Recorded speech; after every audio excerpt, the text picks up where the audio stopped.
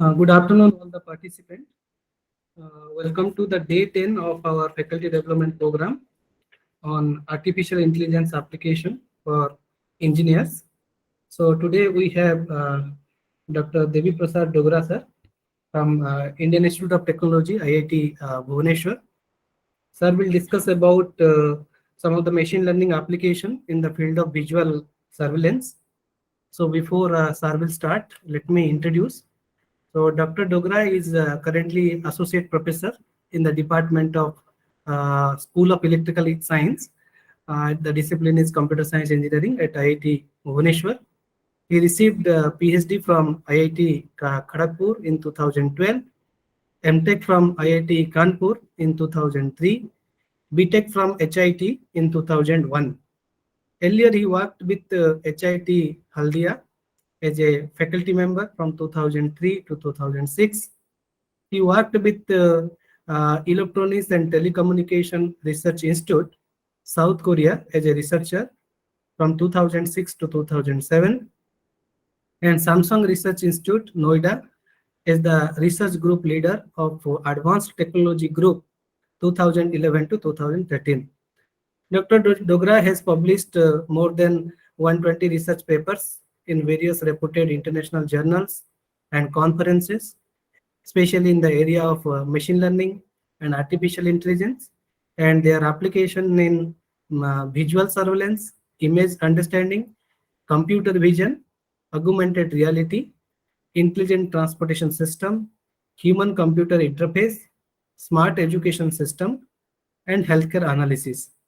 He is an editor of Springer Nature Computer Science and Journal of Multimedia Information System journals. Dr. Dogra is currently also serving as a secretary of IEEE Bhubaneswar subsection, vice chair of IEEE Communication and Computer Joint Society chapter of ITR Chandipur. He is also involved in various activities of IEEE. So you can visit IIT Bhubaneswar website to see more details and publication related to Dr. Dogra. So sir has one meeting at 4 p.m. So I request to interact before 4 p.m. Sir will finish before that, maybe 15-20 minutes before. So if you have any question, you can interact with sir at the end of the lecture. Sir, it is over to you, sir. Yeah, thank you. Thank you, Dr. Panda, for the introduction. And I'm sorry that there was last minute change from my side because I had to, attend this next meeting at 4 o'clock. So I'll try to finish it well before that. And again, sorry for rescheduling this talk at the last minute. So, a very good afternoon to all of you. And today we shall be, let me switch off my video and turn on my, share my screen. Please let me know if my screen is visible or not. Yes, sir, it is visible now. Okay, thank you. So, as Dr. Panda pointed out, that today I shall be talking about a few applications of machine learning for visual surveillance. Okay. So let me start the talk with a brief introduction about computer vision and why computer vision is important and what is visual surveillance. Then move in, once we understand the basics of all these things, maybe in next 5 minutes time, we will gradually move to the application areas. So computer vision is an area of science and technology where we ensure that how machines can see, like we humans, we see through our eyes, we also need to ensure that the machines can see. So this is the field of science and technology where we not only discuss about the type of sensors that are used for um, capturing the scene. At the same time, we also discuss how these scenes can be processed. So when I'm talking about how these scenes can be processed, it means what are the algorithms, okay, that are used at the back end so that these scenes are analyzed, which are essentially machine learning and AI-based algorithms. It is primarily concerned with theory for building artificial systems that obtain information from images and videos. So now coming to the type of image and video, it can take many forms. Like you can see that you can capture images from traffic signal, real live videos taken at inside shopping malls, any place, indoor, outdoor, irrespective of these places, you can actually place these cameras and you can take the uh, record the videos and images. Similarly, in all lighting conditions, all weather conditions, we use a different type of imaging like infrared imaging, night vision cameras. Okay. On the other side, where we require more specific type of cameras or sensors, like you would like to take medical imaging, or you would like to do the processing of medical images. So there you need to capture the images using different modalities. For example, you would like to take the CT scan images, you would like to take the MRI images. So there are many possibilities. You can basically capture these images. Okay. Sometimes you would also like to capture images using a very fast, to capture fast moving objects. So you need high frame rate cameras. Okay. So these are some possible variations, and these days many such smart sensors are coming. Okay. We are not limited to a particular type of sensors, but it can be many such sensors which are available in the market. But why it is so difficult to make a computer as intelligent as a human being to analyze an image? Let's try to understand the problem from a very natural image shown on the screen here itself. So what do we mean by visual surveillance? If we are able to answer that, then probably we can get to know about this a bit. So it actually, in a nutshell, we can say that it makes computers to understand images and videos. But how? Because, and how complex the problem is. So if you take this image, where if I ask some question about this image, depending on our knowledge, our depth, we can actually answer the questions. What are these questions? For example, somebody asks that, what kind of scene is this? This is a valid question. Now, another question can be, where are the cars? Okay. So you can actually generate hundreds and thousands of such questions which are valid. Okay. And there will be answers for each and every question. Okay. Sometimes these answers may also vary from person to person. Like if I answer a question, what kind of scene? Somebody else also answers the same question, what kind of scene? Two answers may be different, and both can be valid also. So here also comes the perspective, that who is answering. So we cannot always say that this answer is correct with respect to the subjectivity associated with it, but the answer should be rational. Okay. So keeping all these things in mind, if I want a computer to answer this, that becomes much more complex problem. Because first of all, how many such questions will be there? That is not known to us. We may ask probably hundreds and thousands of questions. And for each one of, and all of these questions are valid questions. Now you want to answer these questions. If you ask a human being, a particular human being may answer all these questions. Okay. But is it possible that a computer also answers all these questions without much difficulty? That is what basically we are going to look. Okay. So, and the reason is why it is more difficult, because if the scene changes, all these questions may again change. So since in this world there will be infinite scenes, is it possible that you come up with all infinite questions and answers for that? That's not possible. So that is the reason it is extremely difficult. Then you may ask that why, then how humans actually respond to these questions? Because we are naturally trained, And it is not like that we know answer of each and every question, but rather we infer answers from some of the known questions answers. Okay. So that capability of human being is something different that we would like to basically bring into a computing system. Okay. And that's why it's very complex in nature. But then moving ahead, let's try to understand that what are the basic components that are required to make such a system. Obviously, this is a very simple, I tried to put it in a very simplistic framework where you have three different components. One is scene and interpretation, another one is camera, another one is the actual scene. Now, these are the three major components. So, scene where something happens because of the light, incident of the light, you get the reflection of the light, and that gets incident on the camera sensors. You get the image formed in the sensor, and that image is transferred to the computer.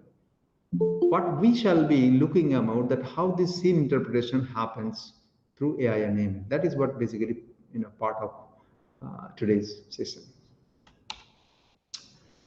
There are many applications. I am showing one of them, like a autonomous driving. These days we have advanced. Now this is a 10-12 years back project Google started. Now, even though after 10-12 years of research, we could not come up with good solutions that are applicable to all environment. When I mean that all environment, it means it may work on some roads of United States or maybe Europe, some European countries. But is it possible that it will run on a busy Indian road? Probably not. Why not? There are reasons. Because the scenario changes, human behavior changes across the countries, the infrastructure changes. Okay. So that's why it is very difficult to solve. But then again, if I know driving here, I can drive my car in India, then probably with a little bit of training, I can actually drive it on the roads of New York. Okay. Now that is what the adjustment that we do it. So whenever we also build an artificial system that is working on a particular environment and basically we shift it to another environment, you also need to retrain it a little bit, okay, so that it gets accustomed with the environment, the new environment. That is what basically all the machine learning engineers, artificial intelligence engineers do it. Okay. Now this autonomous vehicle is a domain where many players are working on. All the leading car makers, starting from Audi, BMW, the Mercedes-Benz, and Tesla is obviously there. They all are coming with solutions which are not fully automatic solutions, but they are basically, semi-automatic systems. So they are driver assistive systems. They don't basically replace the drivers, but they will help the driver during the driving. Okay. That is what at best we have reached now. Probably we need another 15-20 years to reach to a condition where autonomous cars are available on each and every road of this world. Okay. Now, so that is one application, but there are many other applications. Mainly in industrial domain, there are several applications. I'm not talking about surveillance and security, but even in manufacturing sector also, we require computer vision and AI machine learning to be adopted, which can actually solve a lot of problems, starting from its productivity of a company to, even monitor the processes with higher precision. All these things can be done. Now, what is at the back end? So we have the machine. We need to make the machine artificially intelligent. So for that, we need to understand how the machine learning algorithms work.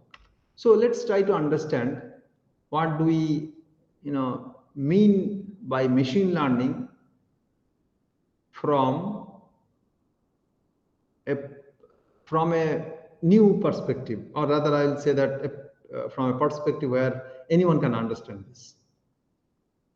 So we will rather define that we want to develop algorithms that allow computers to learn.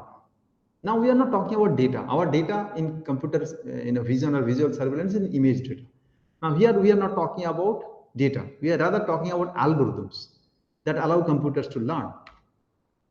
So in this talk, rather, we use a rather narrow definition of learning. Because we are talking about visual surveillance, computer vision, so let's try to learn assigning an object or an example to one of the several pre-specified categories. Like car, okay? So car is the category, class. But object means the actual image of the car or an example of the car. So you define the car either using image or using some textual descriptions, all are data. And then you label it as the car class. This is also called, because these objects, whether it is the visual object or textual, they are patterns, nothing but patterns. So you can also call it as a pattern recognition problem. For example, if you take this photograph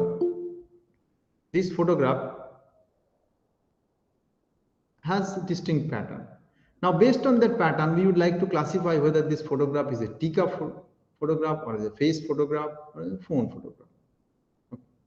So obviously it's a face photograph. Why we are saying obviously it is a face photograph? Because we humans, we are already trained with seeing objects which are face-like objects. So once we see such objects, we immediately come to a conclusion that no, this is not any other object, it is a face object, because I can see two eyes, I can see the nose, I can see the mouth, I can see hair, head. Okay, so that means, and their placement is also extremely important. Okay, then we came to conclusion that okay, this is best matching with my knowledge that this is probably a face image or face object. Now coming to how do we basically learn it?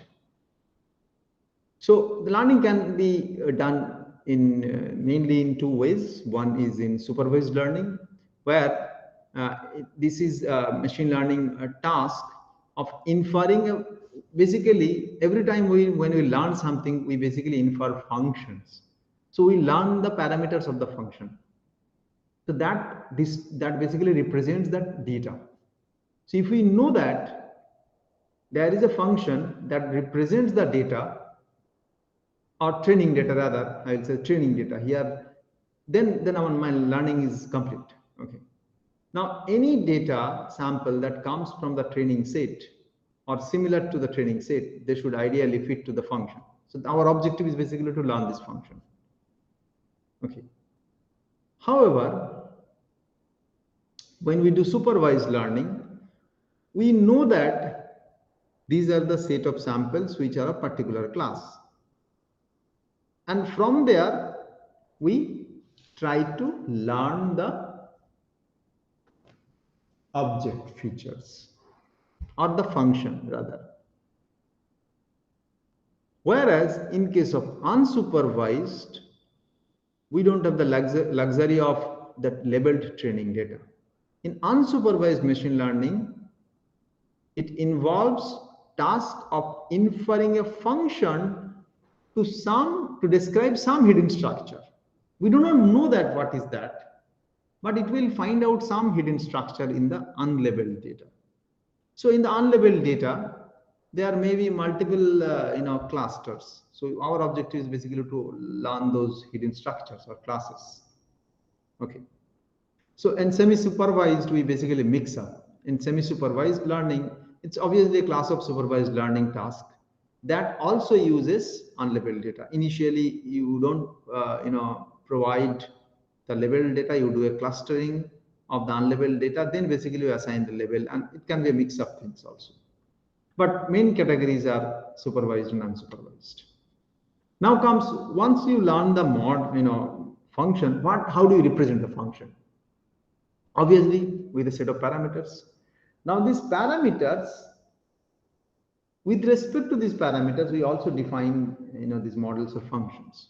So we call a model is a parametric model, or a parametric model is rather a family of distributions that can be described using a finite number of parameters. That means, quote unquote, you know that there are n number of parameters that describe a model. Irrespective of the size of the data, this n number will be fixed. That's called parametric model. In case of non-parametric models, you know that as you increase the training data, okay, your number of parameters grow. Okay, that is what called non-parametric model. Sometimes it is also possible that you do not. So why it is important non-parametric models? Because see, you cannot guarantee that your training sample contains the all samples available in the population. That's never possible. Okay, you can at best assume that your training sample or training set represents the population distribution, which may not be true always. So you keep on adding training samples and you keep on understanding newer parameters. That is usually happens in non-parametric models. If you basically want a system should, so in non-parametric models, basically there is a more chance of identifying newer things which you have not seen it again. Okay. Then comes the processing models. Now you can also define the algorithm with respect to the processing model. In offline, what happens? You collect or gather the data beforehand, okay, and then you apply the model parameter estimation, okay. Whereas in case of online, you keep on training as the data arrives, okay. So in case of offline model, the entire set of data is available to you. You apply offline methods, and in case of online, you keep on tracking these samples that are coming, and then basically you retrain it again. Okay, continuous way it's going on. Now a slight introduction about, because these days we are talking about learning. Okay, now how machine learning was there and how deep learning came, all this is a little bit of these things we need to understand. So in conventional machine learning methods, we actually rely on human designated or human designed feature representations. It means we actually extracted the features by applying certain heuristics. Okay. So the machine learning in this case becomes just to optimizing the weights. Okay. Now, on the other hand, when you, so if you see this photograph here, basically on the top side, we are talking about machine learning. Now, and the below, we are basically describing deep learning. Now, if you see that in machine learning, what happens? There is a person sitting here. So basically, this is the input image or input data, and that input data is processed by the feature extraction process, which is actually decided by a human being. Okay, that what type of features are important to describe my objects, and then you apply the classifier. Okay, this pipeline becomes conventional machine learning. But in case of deep learning, what we do, we don't want to put a human in the loop. Rather, we would trust the feature extraction module, which is again can be convolutional neural network based feature extraction, to understand the inherent nature of data. That is what basically done in deep learning. So now let's put it into a in more detailed form. So in deep learning, instead of basically placing some human being to process this input image, that this is a bedroom kind of thing, or it has one cot, one something like that, rather it tries to extract features from all possible ways. It can extract features at lower level, like these are simple filter responses, directional filter responses. Then you combine these directional filter responses, you will get edges. Then you combine these edges, you will get mid-level feature extractions, which will be giving you the textures. Then you combine it with further, texture level, then you get high-level features like geometrical structure of the of the image. Okay, so all these things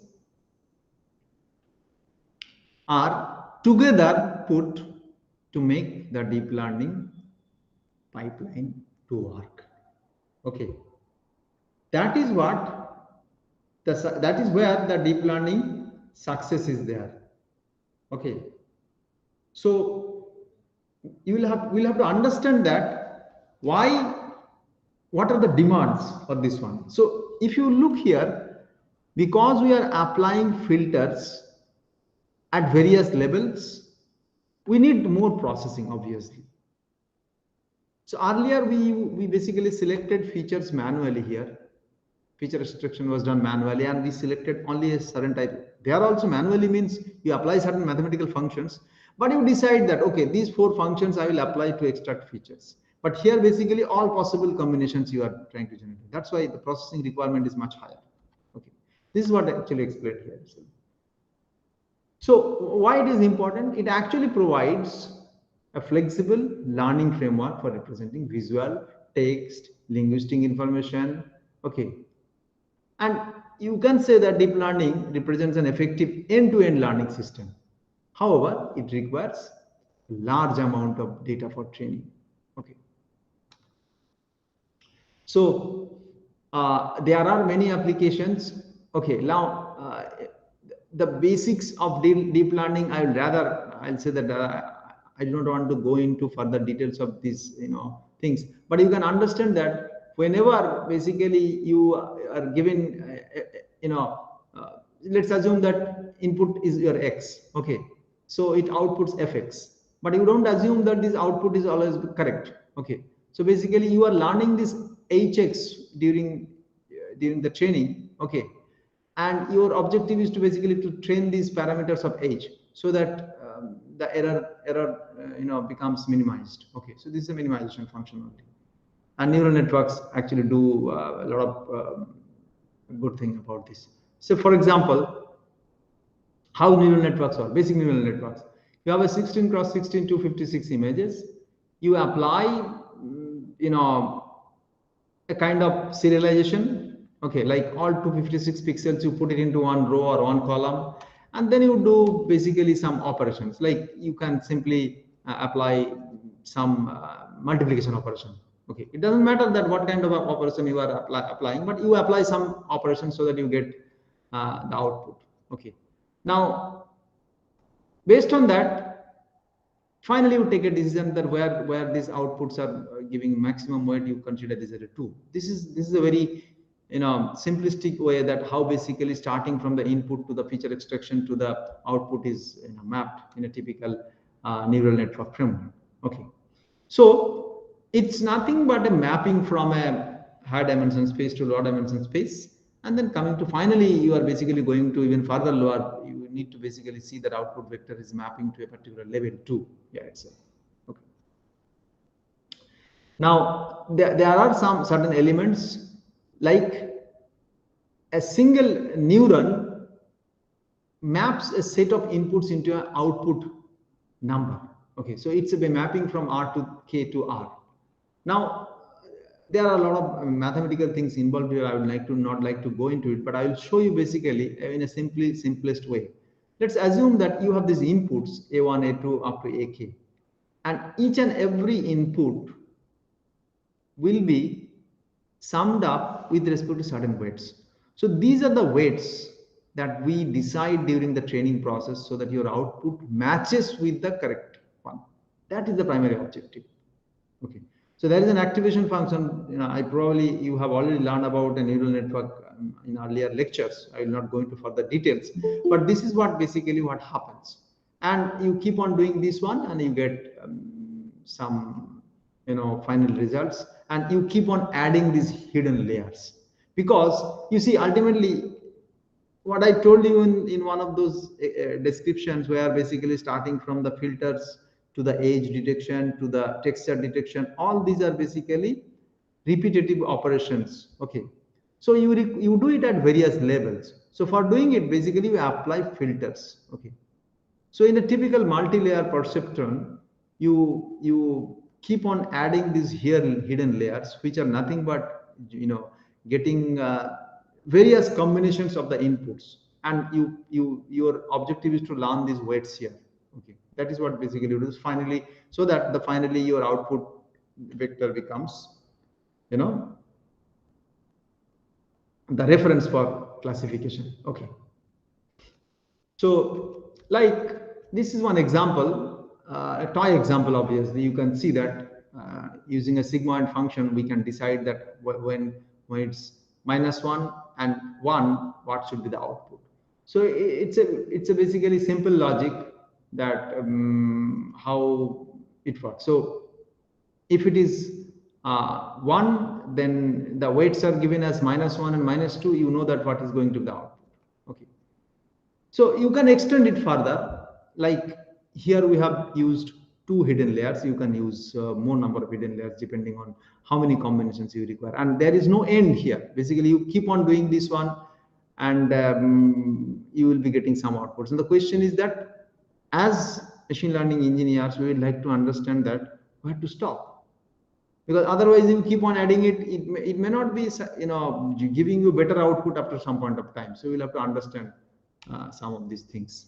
Okay, so these are all basics. Okay, now coming to their applications, the applications of deep learning and machine learning for some real life applications with respect to visual surveillance and computer vision. So the first application I will show you, this is not deep learning application, obviously machine learning applications with the crowd tracking. Now let's understand that why it is important. In India particularly, if you see, large gatherings are very common.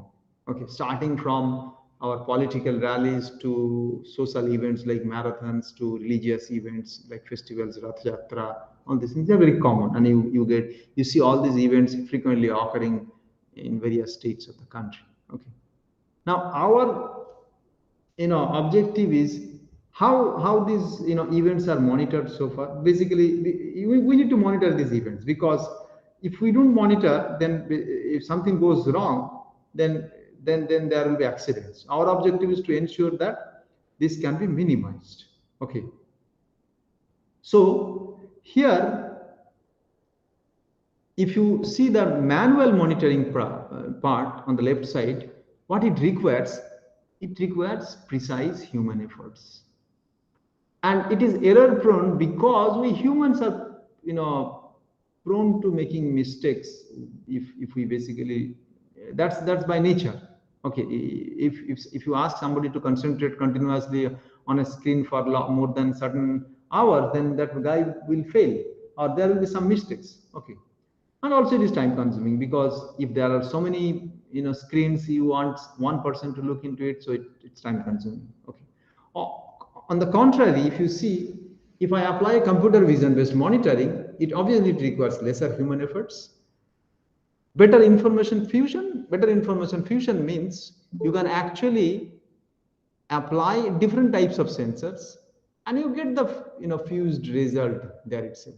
Okay, also it can process high volumes of video, because you apply more computing power, you will get better results. Okay, it can be prompt, accurate, and intelligent. Now some of these points may be debatable, that whether a human being does better or accurate estimation than a computer. That's obviously that's the reason that we are basically understanding, or we are learning AI machine learning. Okay, but now our context is set that why do we basically require to monitor large gatherings across the globe with the help of computer vision. I'll show you a few research works that have been carried out at IIT Bhubaneswar related to this, starting with a very simplistic model like physics-based model for crowd dynamic analysis. So where we basically define crowd dynamics in terms of randomness and energy, which are computed with the help of Gibbs entropy and kinetic energy. So the pipeline is very simple here. You get the video, you apply optical flow computation, then you do the orientation quantization. We also do connected component analysis to find the local groups. And then within the local group, we find the energy and entropy. okay, and do the analysis. That's a very straightforward thing. And each and every component, like how do you calculate the energy? Energy, you can use the kinetic energy, half mv square, assuming that your half an m all pixels are moving points, and you assume that they are unity. So you can basically summarize it to, v square. And then energy of an entire frame you can actually calculate using this, assuming that there are this many number of groups are there. Okay, so it's calculated over all pixels across all groups using, you can do the calculation.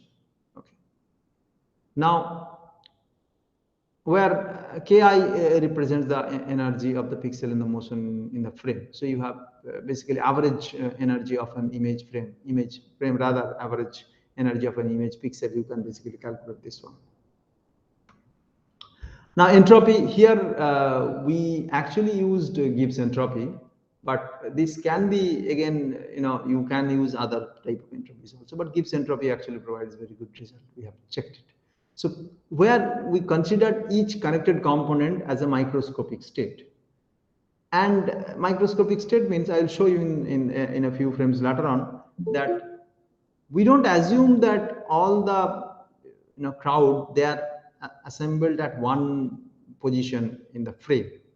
Okay, obviously there is no reason that why all of them will be together, because there will be background, there will be streets, there will be roads, there will be buildings. Okay, so they will definitely make some local groups. Okay, and we basically estimate the entropy of those local groups. So the entropy of the frame can be calculated using this, where you calculate the entropy of each and every group. Okay, so, and if we plot these two parameters, we have found that there are certain observations. For example, for this particular video, you can see, I hope that the simulation is playing there. You see that the entropy is basically almost constant. Even though it is a little bit higher, it is constant. Okay, and energy is fluctuating, but it is lower, okay, as compared to entropy. Now let's see another example where you see that entropy is also varying, even though it is high but varying, but energy is highly fluctuating. But this is a different video. Now the reason, when we basically we need to find out some reasons. So that's why we did certain analysis. Our observations are like that. If significant fluctuations are observed in interframe energy, it can be attributed to a fast moving crowd with higher velocity. And if the fluctuations in interframe energy difference are low, then the crowd can be assumed to be moving at a uniform but lesser velocity. So similarly, more fluctuations in the entropy curve indicate varying randomness in the crowd. And for constant entropy, the randomness can be assumed to be less in a video. Okay. Now, why we have done it? Because we wanted to see that whether this can be basically further extended to understand the crowd behavior. So next part, where basically I'm presenting you now a technique for doing crowd segmentation, because crowd segmentation is extremely important to identify that if a portion of the crowd is going to create some trouble at some point of time or not, so that you can take precautionary measure. Here we used a technique called Langevin equation that is based on Brownian motion of particles. Okay, now if you see on the right side, there is a pictorial depiction shown. Let's assume that P is a Brownian particle at the center. Now what type of forces are basically acting on P? There are mainly three kinds of force. One is the random fluctuating force, which is given here, which you can consider as a noise also. Then the Newtonian force, because of this particle there, it has surrounding particles, the Newtonian force. And there is a frictional force, because the objective is there, the particle is trying to move towards something, there will be a frictional force. So these three forces are actually acting on the particle. Okay, So it is probably a simplest way to describe the dynamics of a non-equilibrium system. So using this equation, which is a basic of Langevin equation, you can find more details about these equations in the related literature. We basically tried to model the motion. Now with that, what we found that these groups have certain characteristics. Now here basically, if you look into the picture, I have made only 3 groups, G1, G2, G3. Now we assume that these groups, the forces are applied on the groups. Okay. So, and this the internal force is basically a summation of the external force, drift or confinement, and disturbances, which we have already looked into. These three forces that are resultant forces, and basically our objective is to estimate these forces. Okay, so that we can, if we estimate the force, then we know that resultant force, and by the knowledge of resultant force, we know that what will be the position of this group in the next time instance. That is what basically done in the framework. You can see our papers basically, which have been recently published in Expert System and Pattern Recognition. So this is done by one of my PhD student, Dr. Shritam, who actually carried out this research work, where basically he applied all these heuristics and then tried to segment the motion. Now what we were gaining there itself, because computing the optical flow in each and every frame is a time-consuming process. Okay, like see this part where T is within a window, we basically do optical flow calculation, then orientation, then histogram, then particle grouping. This is a time-consuming process. Once the grouping is done, from next frame onwards, rather what we'd like to do, we would like to basically apply the prediction by the Langevin model. And that is where we are basically saving the time. Okay. And how do we basically estimate the velocity? Because the equations I have shown you, with the help of that equation, you can basically get the new velocity, and you know the new velocity, then you can do the integration to find out the new location and new position. Okay. That's very simple, straightforward way of basically calculating the new positions. Once you know the new position, obviously in each and every position there will be errors, because this term is the error term. Okay. Now at some point of time we'll have to adjust the error. That's why we are doing the windowing approach. So we do again reinitialize the things after 10th frame or 12, 20 frame or 15 frames. Okay, so that you again do recalculate the optical flow and then again try to do it. And when we applied this, we were able to detect good segmentations of the crowd videos. Like these are original images, these are ground truth segments marked manually, and these are segmentation that we have achieved. Whereas in the last row says that some of the segmentations obtained by existing work like Ali et al.'s method. Okay. Similarly, when we applied on a different data set, like Rath Yatra data set, then also we found that the segmentation actually was working very good as compared to other methods. Okay. So this is all about basically application. Now this is not machine learning actually. This is not deep learning actually. This is machine learning, particularly application of machine learning for dense crowd tracking. Okay. Now the next part of the talk, I would like to discuss a bit about AI models for moving object tracking. Now, in case of the dense crowd, we did not track individual people. Rather, we tracked in a group. And that may not be sufficient for all surveillance applications. We want to see that whether tracking can be done at finer level, that individual tracking, and up to what extent we can do the tracking. That is what basically we are going to now look into it. So I'll show you a typical framework which we have developed here. Again, this is done by one of my PhD student who graduated with me, Dr. Arif. Now he actually developed a nice framework where starting from a CCTV camera, then ended with some applications like 3, 4, 5. These are the applications. But he actually made contributions in various units. For example, He contributed in trajectory extraction and selection, feature extraction and clustering, then region of interest segmentation, anomaly detection, summarization and synopsis. Some of these applications we will see that, and they are really interesting. So we actually published a few papers. I have only cited here a couple of IEEE transactions, but you can look into our research group's website also. There you will find a lot of research papers have been published from our group during last 4 or 5 years. Okay, and in very highly reputed journals and conferences, you will find all these things. But essentially what it does, you see, we put a camera and then the images are captured, the key points are extracted, or multi moving objects are tracked. We did not, contribute anything on moving object tracking, because tracking is a highly, research field. There are many researchers across the globe, they are working on object tracking. Okay, so we simply used some of these existing tracking algorithms and then applied post processing on those tracked results to suit a particular application. Okay, like we extracted trajectories and then we selected how do we find that which trajectory is the best one. So we came up with a model which is a basically fuzzy based algorithm that tries to select out of so many tracking algorithms which one is performing best.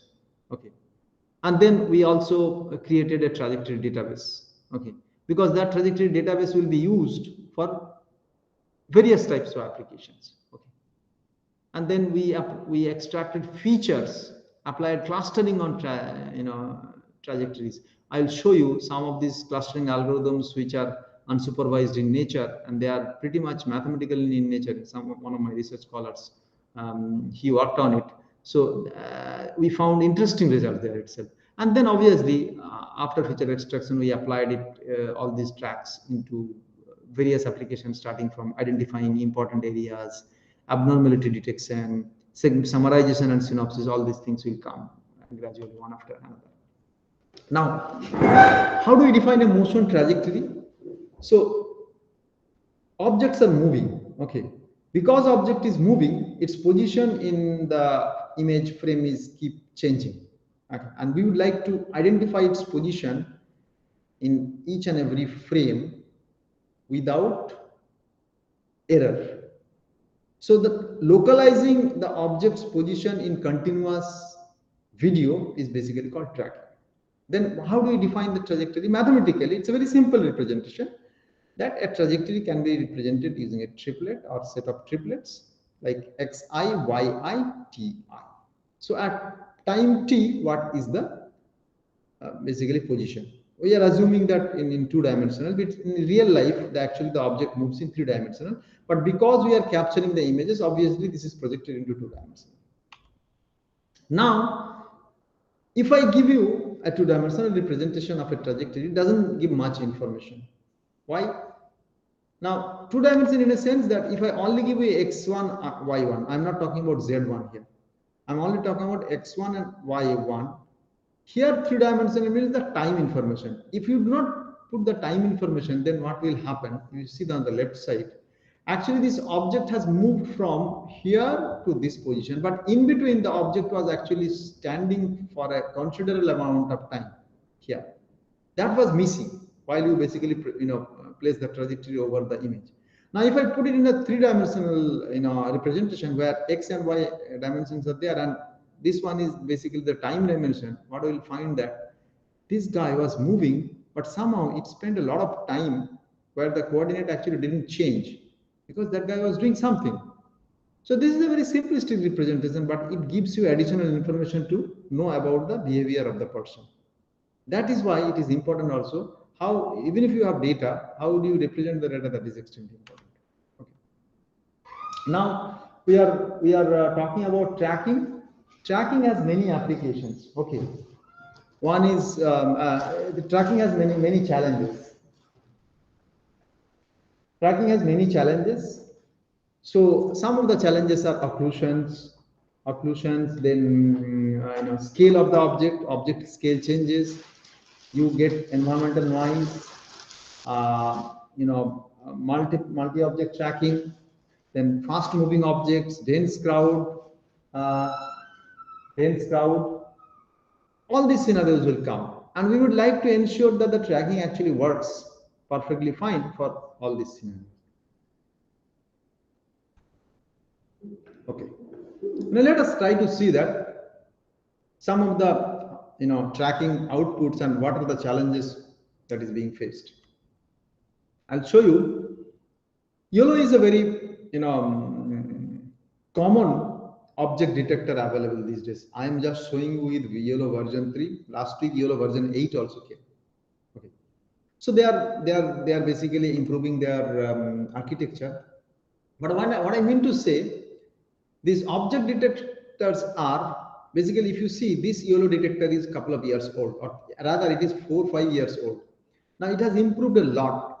Okay, even if you use the latest version, you will get better accuracy. But try to see that how basically it is able to detect the objects. Now see, it is detecting the objects, even handbags. Okay, the person is moving with handbags, it is able to detect these handbags. Okay, you see, this is not tracking, this is only detecting objects. Okay, so for example, you see this girl is basically talking over phone. Now it is trying to detect, probably the phone is not completely visible, but still this model is able to detect that this girl is probably talking using a cell phone. That's what amazing part of object detectors. And it has advanced a lot. This is again 5-6 years old detector. If you apply newest versions, you will get better results. Okay, this is some of the data sets that we have already created to test these algorithms. But we found that this object tracking is pretty good in many cases. Like even if the objects are far away from the camera, objects are coming closer, so the perception of the perspective changes. Okay, relative size of the object changes. All these things, you still see that the objects are detected. Now this is not tracking. Okay, we would like to apply tracking because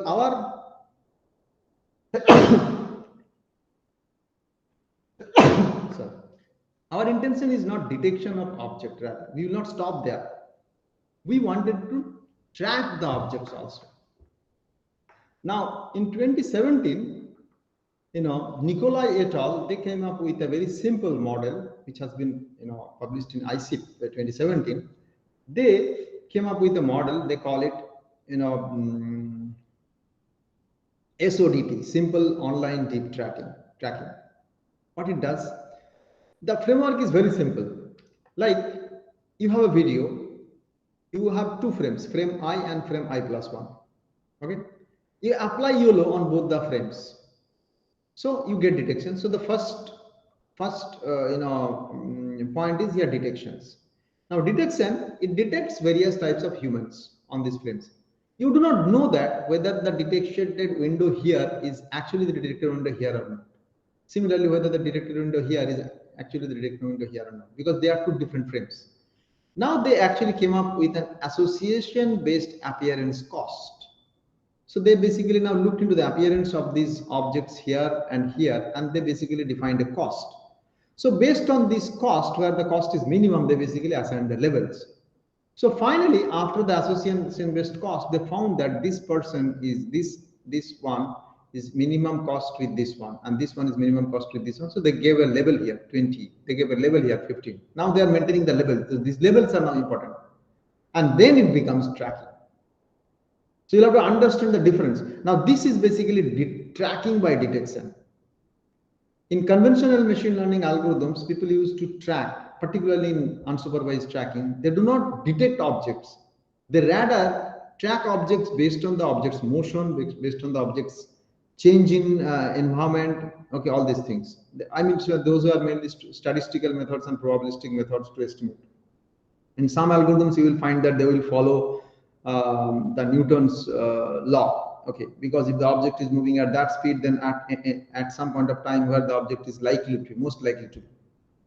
There are many algorithms. You talk about Kalman filter based approaches, mean shift based approaches. There are so many algorithms which are non-deep learning based approaches where they do not apply object detection and then association.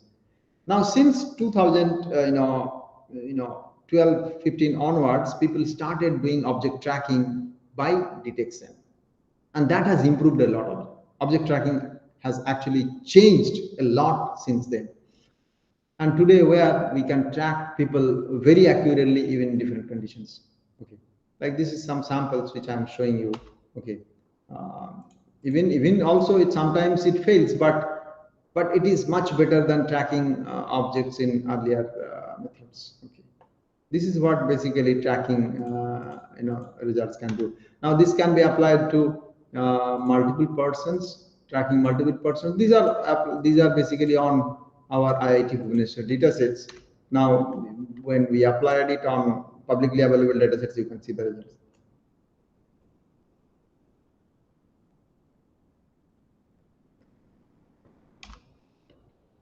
Some more results on public dataset.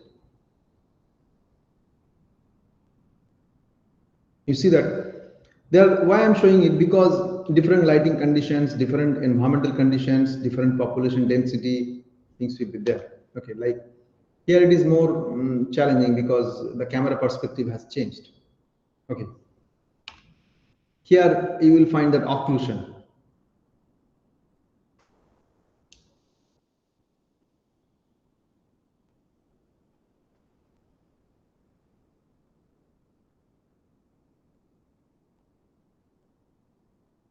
You see occlusion. Why I'm saying occlusion? You carefully observe this. This guy was 7. In between it was lost. Again it came back as 7. So that means the algorithm is working. Okay. Again perspective change. Indoor. It also worked on indoor scenarios. Outdoor. These are all publicly available video data sets where these algorithms can be tested. And this is a complex scenario. You see the long-term tracking. Sometimes it is failing. I mean to say that maintaining the level for a longer period is very difficult because they are so much hiding one behind another one. Still, it is able to maintain level for the person 4, at least for some time. Okay. Even it goes to another level. Okay. Sometimes, okay, that's because the appearance changes happens. Okay.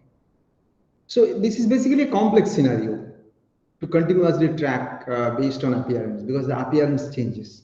Now we are not saying that this is basically the best method, but this is one of the methods which is 5 years old, and this has improved a lot over the time. Okay. Now another part is multi-object tracking. You would like to basically track multiple objects together at the same time and with multiple objectives. Then came another method. Zhao et al. Came on around 2019. They came out with a method that's basically adversarial deep tracking. They basically used a couple of networks. One is a ResNet and one is a CNET, and they basically track these objects. This is another framework which you can look into it. So adversarial deep tracking, initially a CNET is fine-tuned by the start frame. In the next stage, RNet predicts the state of the target in the current frame by utilizing the target patch, and then the search patches, and it keeps on going on. Okay. There is another branch of tracking that talks about, see, so far what we have discussed about tracking, they are supervised tracking. Supervised tracking, in a sense, we apply object detection, which is a supervised approach. Now sometimes we may not know that what type of object are moving. Then what to do?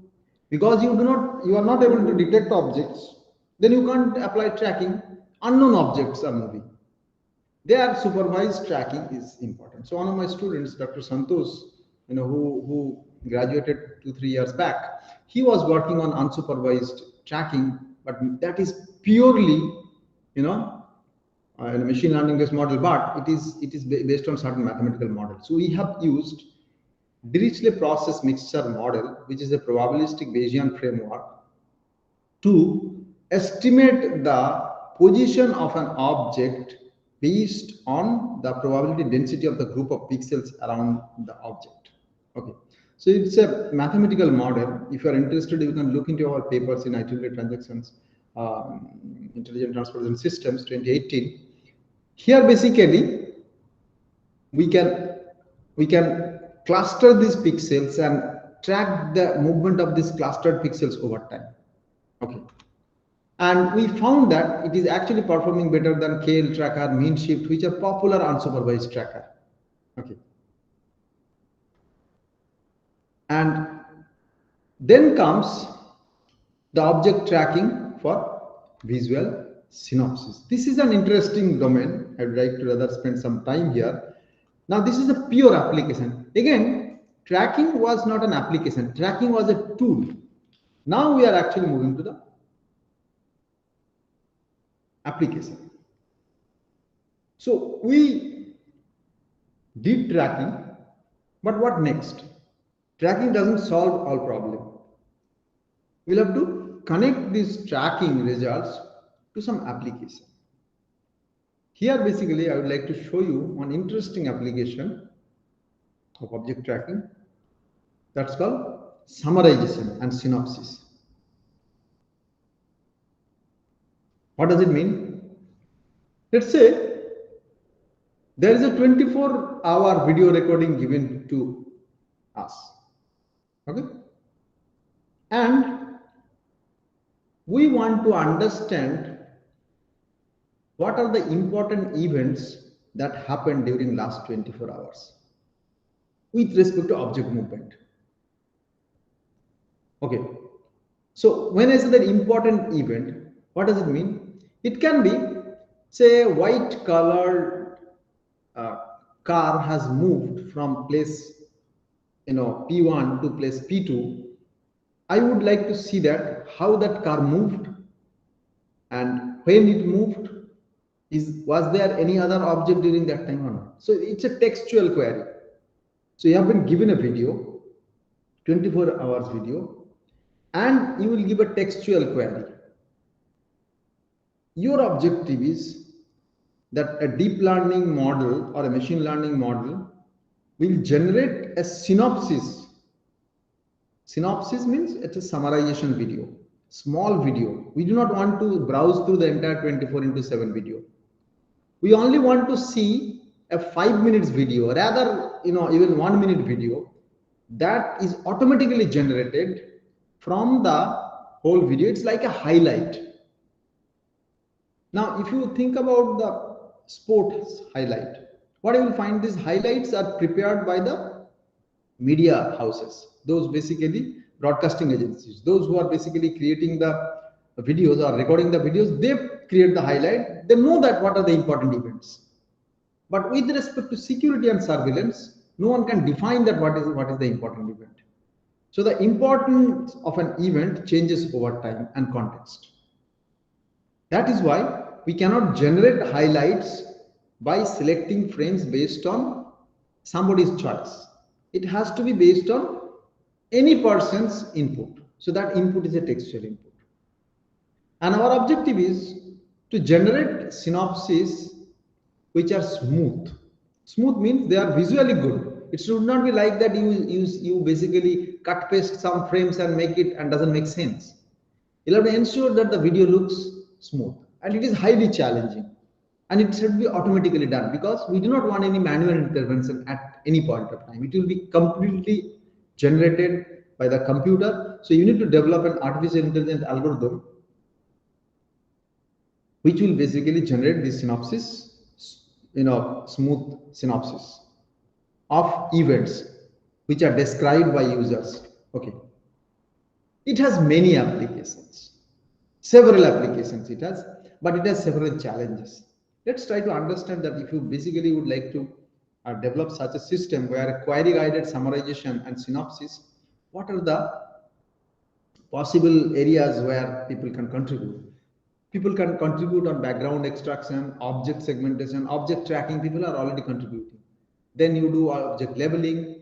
You want to do key region extraction, because unless you understand what is the key region, then you cannot identify the position of the movement. Then the trajectory clustering, you need to identify the paths. This trajectory clustering will give you the paths. Query processing. Now the final two things are basically query processing. The seventh point is NLP kind of thing, natural language processing. I am giving a query in natural language. This needs to be converted into text. From there, the semantics need to be extracted, and from the semantics, I need to generate the synopsis. The final step is the most hard step. That is hardest step.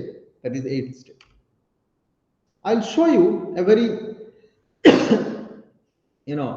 simple application assuming that there are only 3 objects present in the scene.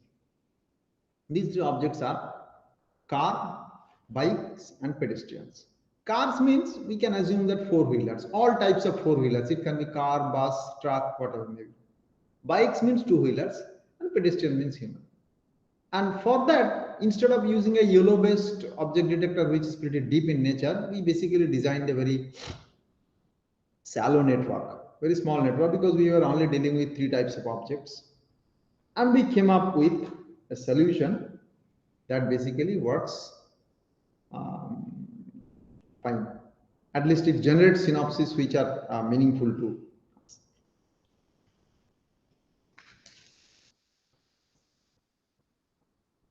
Okay, so now let's see that what this image says. On top left, if you see, this is the original image on which some dots are superimposed. These red, green, and blue dots. What are these dots? They are nothing but entry and exit points of the objects entering the scene. Because this is a road. Actually, this video was shot inside our campus itself, from a building, from a camera, placed on top of a building. We wanted to capture the movement of objects in a morning session, say for example 8 to 10 a.m. and I will show you some of the results in a couple of slides down the line. Now you see that these are the identified regions. Now, because in the previous thing we have actually done trajectory clustering, so key region extraction, you understand how we are doing it, basically entry points. Okay. Object labeling is obviously done by our shallow networking. Then the trajectory clustering actually gives us this one, these paths. This trajectory clusterings gives us the paths. What does this path means? It means these blue lines here, they say that these are the entry. Whatever the objects they have entered through blue, they have actually exited through either this or this, because there was no other way they can go, assuming that they follow the path, or they are moving on the roads. They don't move outside road. Similarly, entry green paths. Similarly, entry red paths. There will be, obviously there will be noises because all the tracks are not perfectly generated. Okay. So forget about the noises, but we get the major directions of the paths, like exit blue, exit green. Now another way of blue to green, blue to red, green to blue. Okay, green to red. We have not completed all possible combinations, but you can basically see that there will be many combinations. And these are the possible paths which we have discovered from the trajectory itself. So we did not ask a user to input this. Because we did the clustering, and because we, clustering of the trajectories, and because we identified the regions, okay, of the entry regions, then we know that how many possible paths are there. So this is automatically done. This is done after offline processing of the whole video. Okay. Now comes some query. Now I am giving a textual query, something like that. I want to see all car movements that happened during 8 to 10 in the whole video. Now if you play the video, you will see it will only show you the car movements, or car, like 4-wheeler movements rather, I will not say car. Okay, there will be noises obviously, but you can see that it will only show you car movement. You see, sometimes this bus is disappearing. That's because of we could not actually blend the foreground object from the background. Now see, I have stopped here itself. 3 objects are shown here. One is a vehicle, red color vehicle, which is shown at 8 a.m. 1 a.m. Another vehicle 8:13. Another vehicle 8:14. Now, in reality, it is never possible that all 3 vehicles are moving at different time and they appear on the scene. It's not possible. But we synthesized this video from the original video without any kind of manual intervention. This is one type of output. Okay. So if you basically do it, so it will show all the four-wheeler movements that happen during 8 to 10. It will not show any other object movement. You can ignore those small, false negatives. Sometimes the objects are disappearing. This is because the blending is not performed correctly, because these objects are stitched over the background frame. These objects are stitched over the background frame. That's why basically sometimes you see that these objects are disappearing and reappearing. Otherwise, it will only show the objects that are four-wheeler type. It will not show any other object movement. And also it preserves the order. Order in a sense, when a vehicle has moved a 958, it will not show you any vehicle that has appeared earlier.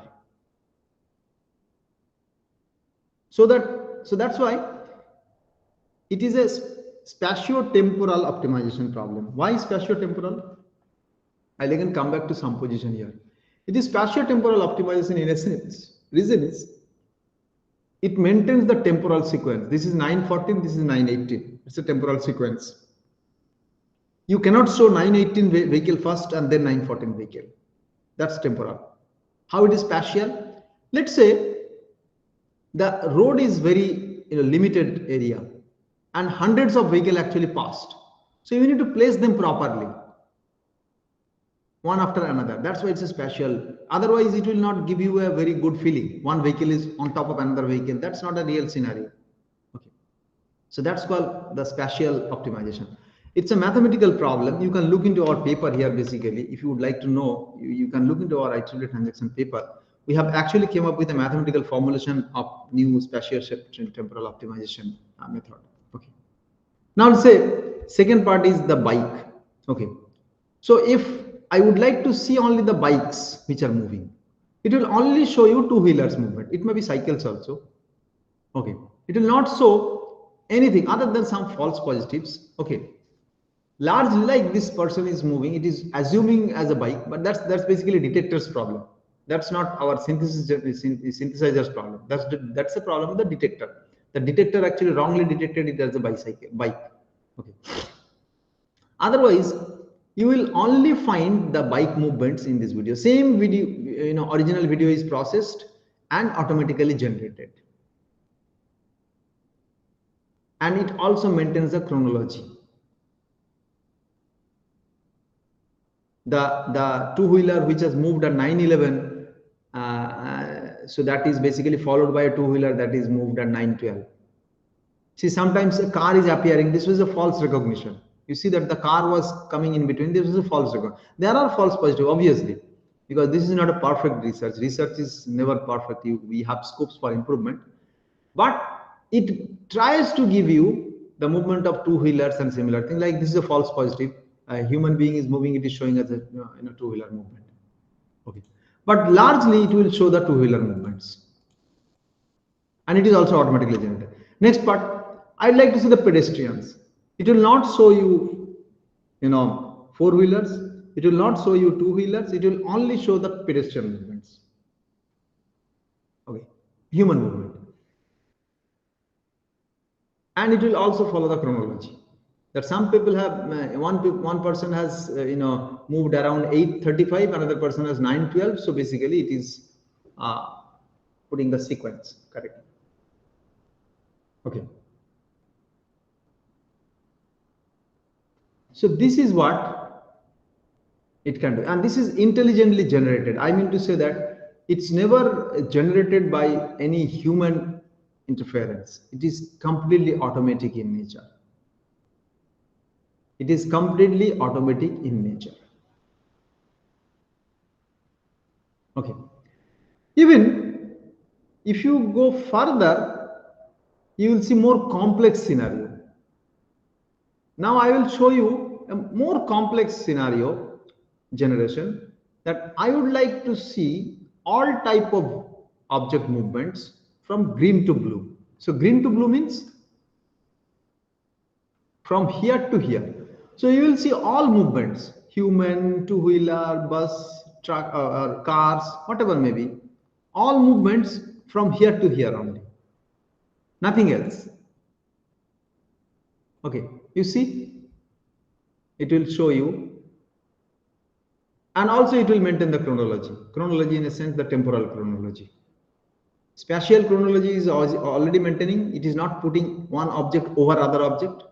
Now see, it is showing human, it is showing a car, it is showing car, and all objects are moving from here to there.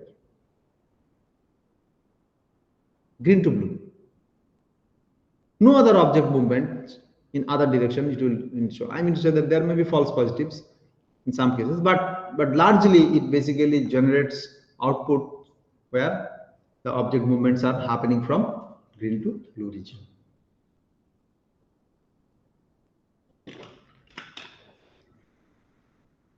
This is very much interesting. Basically, you can extend it further to many other domains, Okay. If you ignore those small errors, and so that's why I'm saying there are many scopes for improvement also, because the blending was not correct. Always object detections, because these object detections are based on old object detection method. Now if you apply better object detection methods which are available these days, probably you will get better results. Okay. So you generate more complex query, obviously the problem becomes more complex, but it is possible now to generate such synopsis. Okay. In the last part of my talk today, I will discuss a few interesting applications related to traffic applications. This is a latest research work that we are basically carrying out at IIT Bhubaneswar. I will show you some of our research works here, where basically we are trying to identify the traffic conditions, accidents, why they are happening, how can we basically detect the accidents quickly as early as possible. All these things are basically being done in this part of the project. Okay, so starting with the traffic object understanding and classification for traffic applications. So these are some of these representative frames where we are showing that a traffic object identification within this needs to be done. Okay, now the patterns, object patterns are extremely important also. For example, if this is the original tracks on the left top, if you look into it, left top, these are the original tracks. Now, once we did the clustering, now this is not a normal source to destination clustering. It is a temporal clustering, spatio-temporal clustering, which is again based on certain probabilistic model. It tells you that at what speed the vehicles are moving. So these color gradients are extremely important. It also tells you that how much time it takes to travel this crossing over a period of 24 hours. Okay. Similarly, on the right side, you can see that in a parking area, how it is. Now, it gives more interesting when you look into this paper, written by Dr. Santosh, which is in Transactions and Cybernetics. You see, there are 50,000 trajectories there, which are recorded in a very closed environment like a metro railway station, London Grand Central Station. Now, it doesn't make sense. If you look into the top image, it doesn't make sense much. But when we basically applied the clustering algorithm that Dr. Santosh actually proposed, we found meaningful clusters, spatiotemporal clusters. Like cluster number 26 gives more meaningful information that probably, so the red, these color variations are spatiotemporal clusters. Okay. And they provide interesting information about the major paths. So from all these, prominent clusters, what we can take administrative decisions that probably during initial morning hours time, this path was taken by more number of people than this path. So you need to invest more money around this path, or you need to schedule more number of output vehicles so that you can disperse the crowd. These are all administrative decisions which can be taken based on the analysis of the paths. Okay. Again, the next part is basically going for visual anomaly.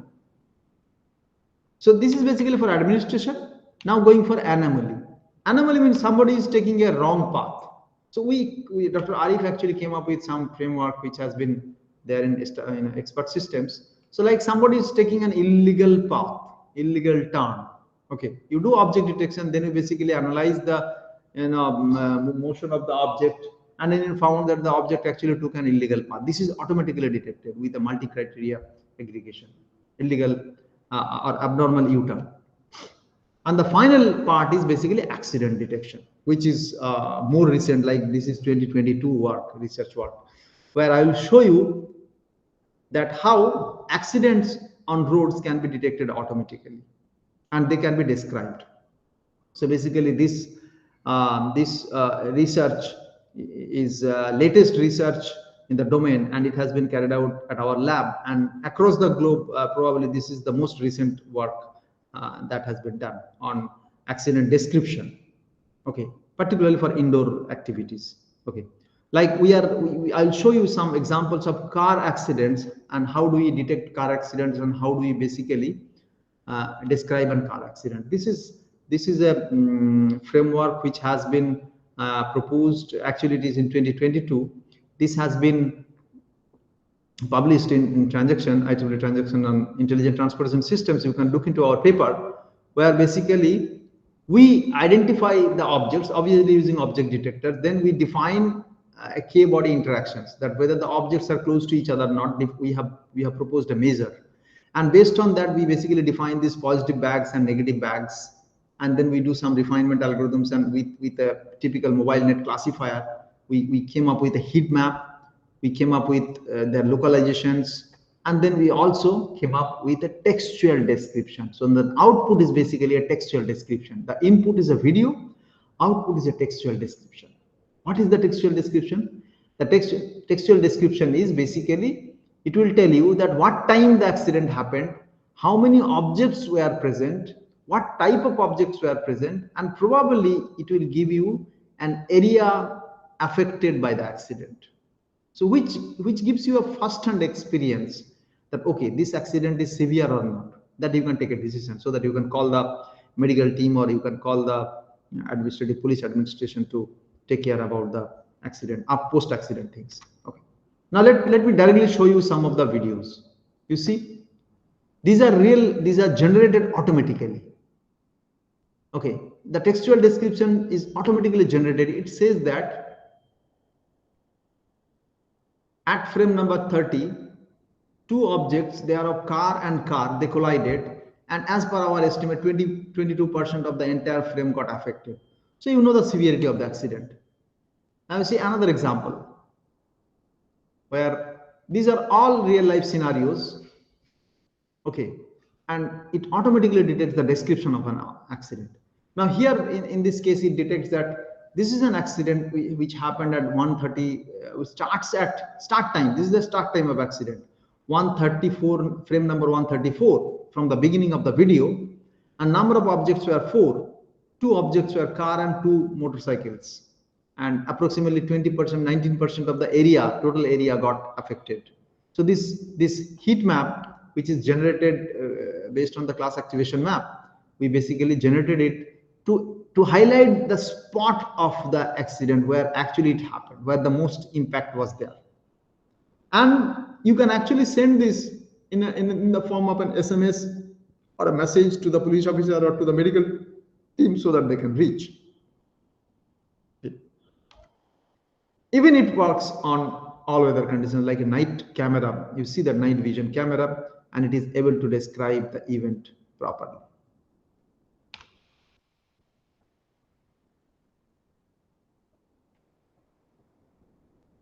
So here also it was able to detect the objects, the type, the area affected, and the time.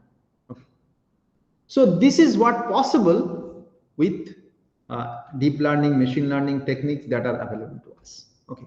So with that, I would like to stop today's presentation. I would like to thank all my students, Dr. Arif, Dr. Santosh Behera, Dr. Santosh KK, Dr. Shritam, and my student Kamlakar, who is just finishing his PhD, who is working on this accident localization part.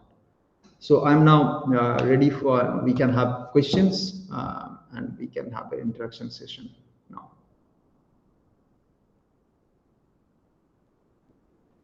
So beside detection of road accident and tracking the vehicle, where other we can apply this image classification techniques using deep learning?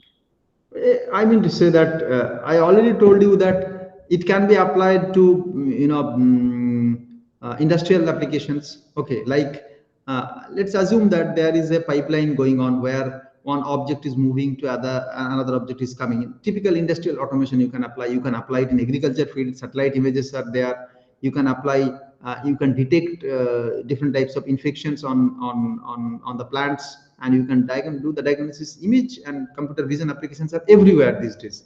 If I ask you that out of 6 sensors or out of 5 sensors, which sensor you probably like most, you will say that eyes. Why? Because without eyes we can't do anything. The reason is that that sensor provides you the best information. That is the reason you can apply it everywhere. Okay.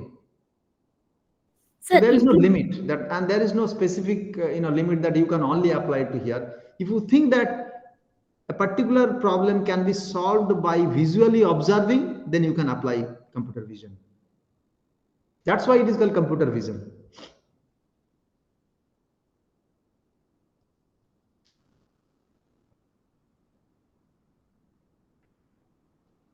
Is that clear? yes, sir. Yeah.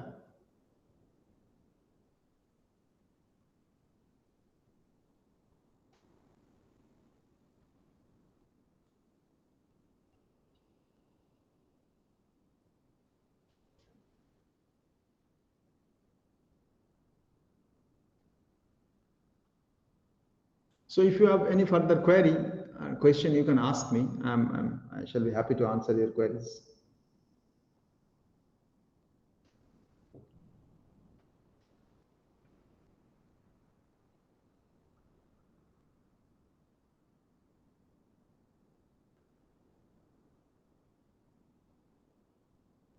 Sir, one more question. Yeah, please go ahead. When you had implemented this project, what sort of camera you had used, and what is the overall cost of this particular project? Which project you are talking about? The This traffic application? the road monitoring, where you are monitoring the vehicles, different See, type of these, vehicles. I'll tell you, this camera, rather than thinking about the camera cost, you can think about the what is probably the accuracy, because cameras these days, they are pretty damn cheap cameras available. You can apply even, you can go for 20,000 camera, 30,000 camera, you will get a very good quality camera. Okay. The point is not the camera. Probably you require better resources to process these videos. Okay. Camera is never an issue, and these days CCTV cameras are everywhere, and you can even do processing with respect to CCTV cameras itself. You see that the videos that I was earlier showing, they were not good quality videos always. Okay. Yes, sir. So then still we are able to detect objects. How? That's because the algorithms were good.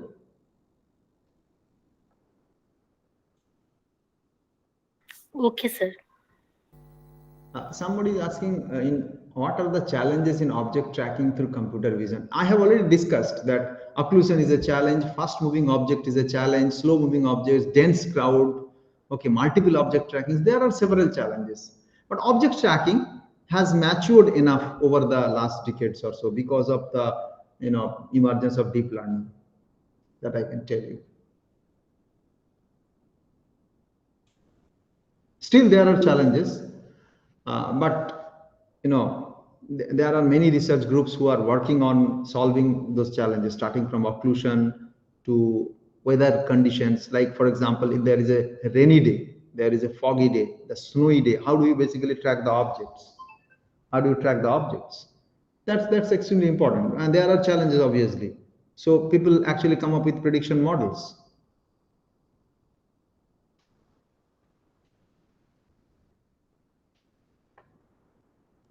So what kind of database is used to store the images? when it comes automatic drivers, when it comes automatic drivers, what is the question? Oh, okay, sir. When it comes automatic driverless cars, then no automatic driverless cars. I'll tell you, this is still a dream for our country. It's very difficult to tell that when it will come. But to me, if you ask me, Philip, I'm working in this field. I know that at least it will take another 20, 25 years, from now onwards, so that we can see some vehicles on the roads which are automatically moving. Because we have a different dynamics. Our people are not trained even to run, to drive the car properly. Then how do we assume that they will be, abiding the rules when autonomous vehicles are moving?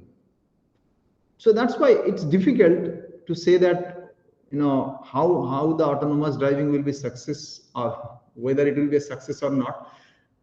Obviously we want it, but I'm not sure that when it will come. It may take 20 years, it may take 50 years also, because we don't follow rules. Okay, it may come into European countries and American countries where people follow rules, and there are no cattle on the roads. Okay, you don't have roads blockage with darts. Okay, it is possible, but here actually we have all these things. Okay.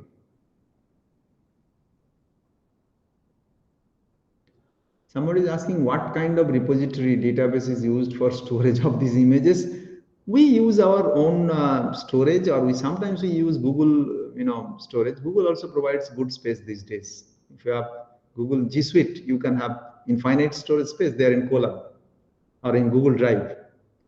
But again, for computation purpose, you need to get some resources, particularly for GPU resources. It's not about storage; it's about the processing. Because storage probably you can manage. How about the processing? You need GPUs to basically implement these algorithms.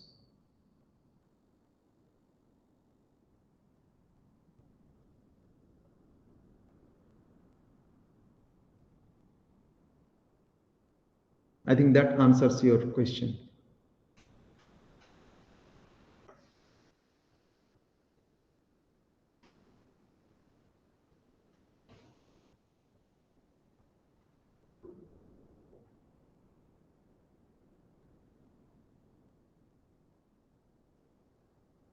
So, if there is no more question, we can wrap it up. Thank you all. And I would like to thank the organizers also for inviting me. You may close the session.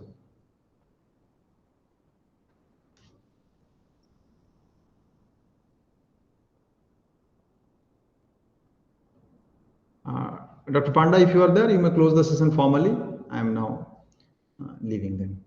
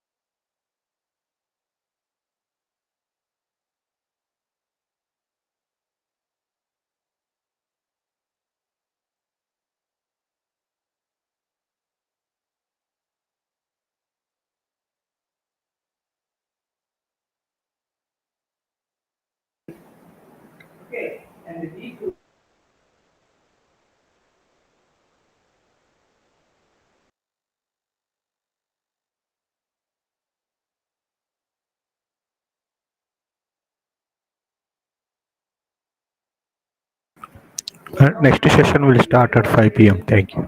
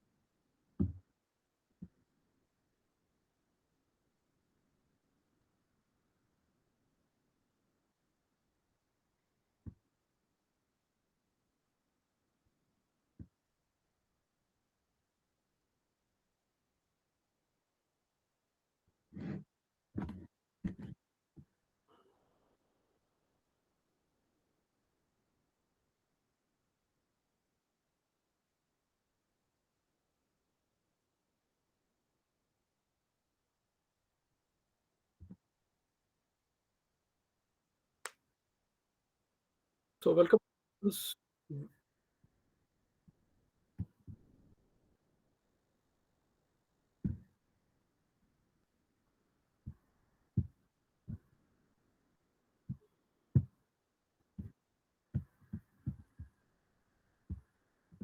So welcome participants. We'll be starting the session within 5 minutes. Basically, I was waiting for the last session to conclude with, and we'll take it forward and we'll summarize this session in such a way that is the whole session of the interaction from the first day to the 10th day of the session. We'll be having the spectaculous event of speakers and content and everything what we have learned in that process of. So we'll summarize that and we'll take it forward. Today we have a very good session which will be taking forward to you, to all the matured, those who are very senior researchers and even the new researchers and even the upcoming researchers who are the scholars or PhD scholars. So that will be helping them to understand the most important proposition which is coming for every educationist to, I don't want to talk about the terminology called it, is creating an research environment within their institution or within that university or within their work culture.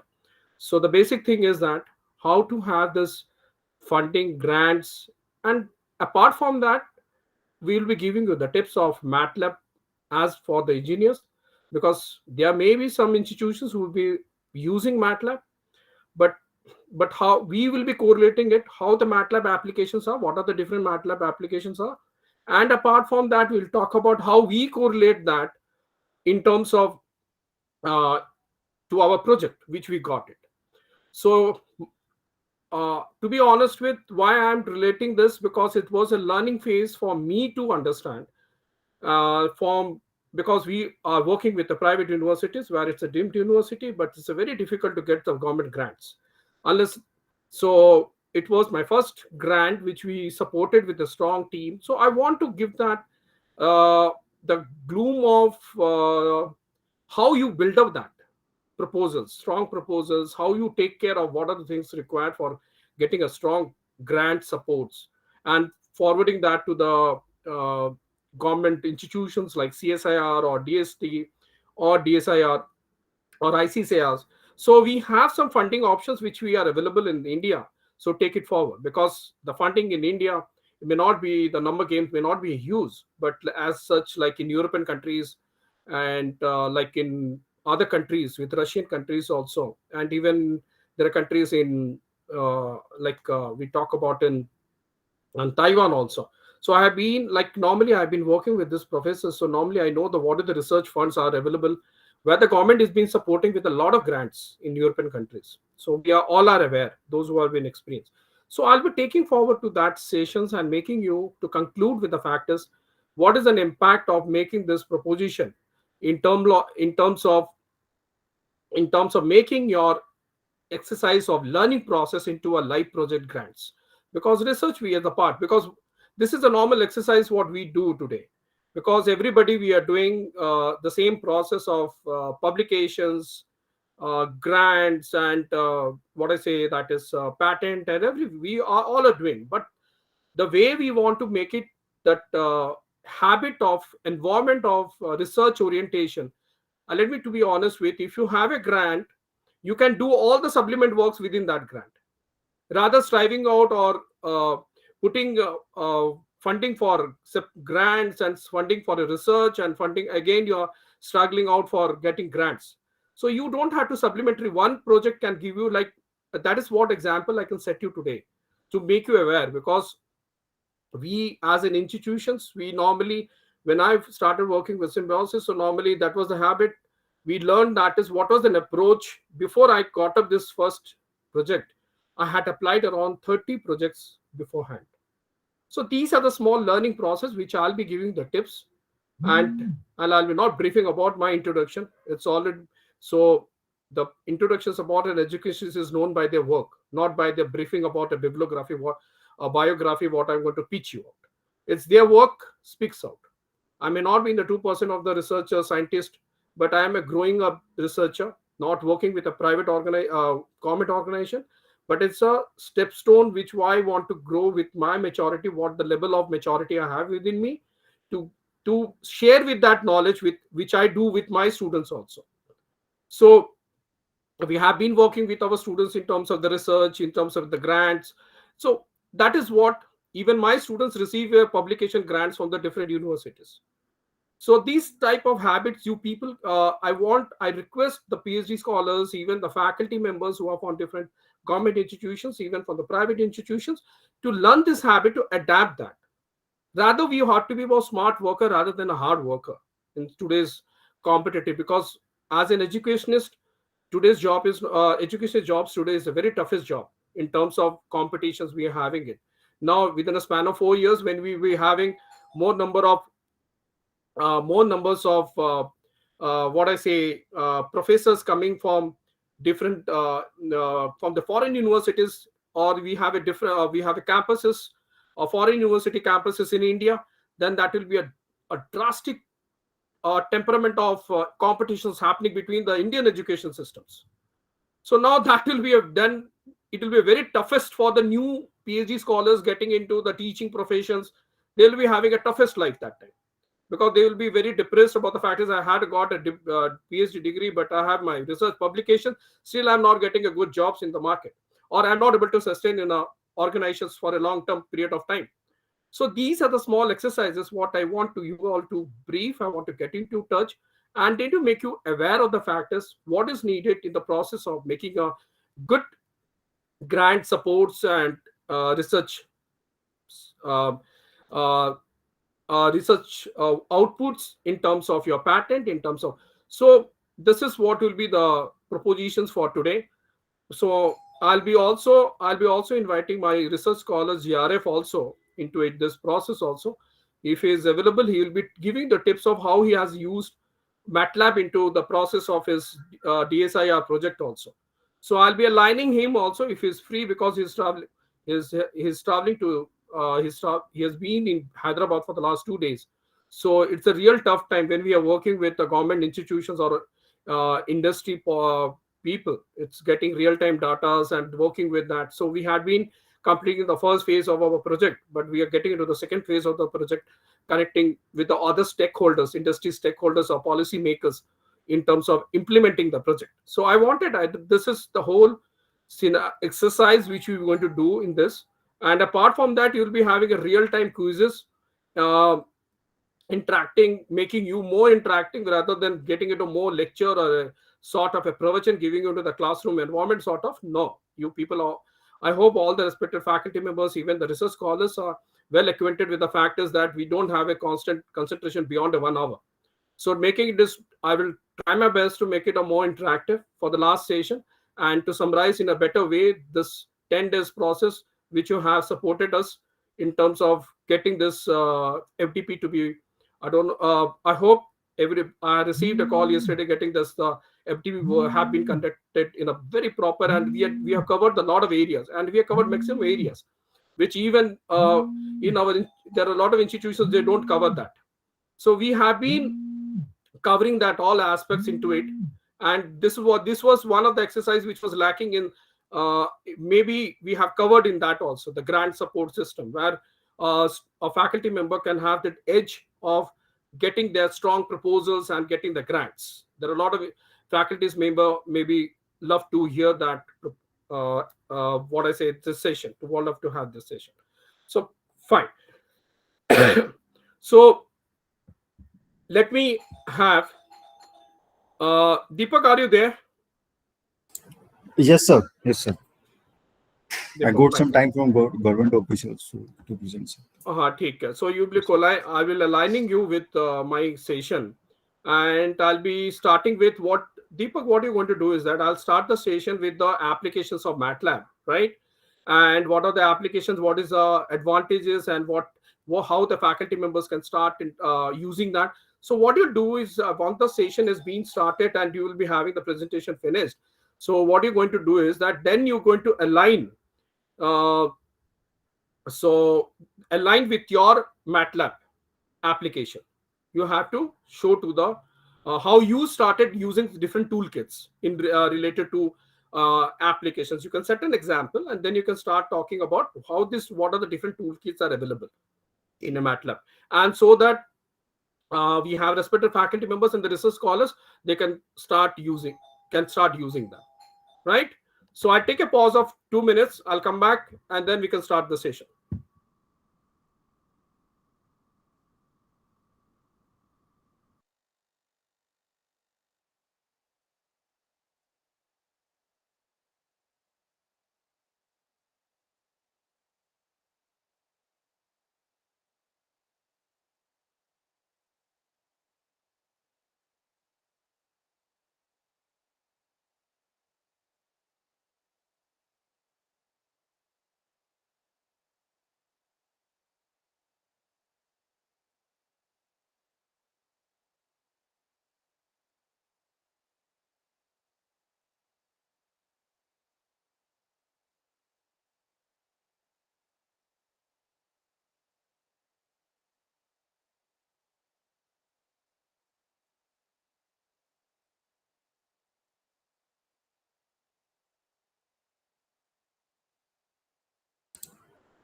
Am I audible to you?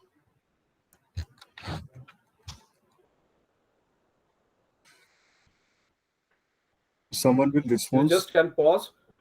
And Okay, sir. Deepak, Okay, sir. I'll give you instruction when you have to start the session. Sure, sir. Okay, but I'll start the session first. What you do now, Sure, sir. I'll initially brief, then I'll put off to you, and then you can synchronize and take another 1 hour to comprise and with applications and everything, right? Okay, sir. Yes.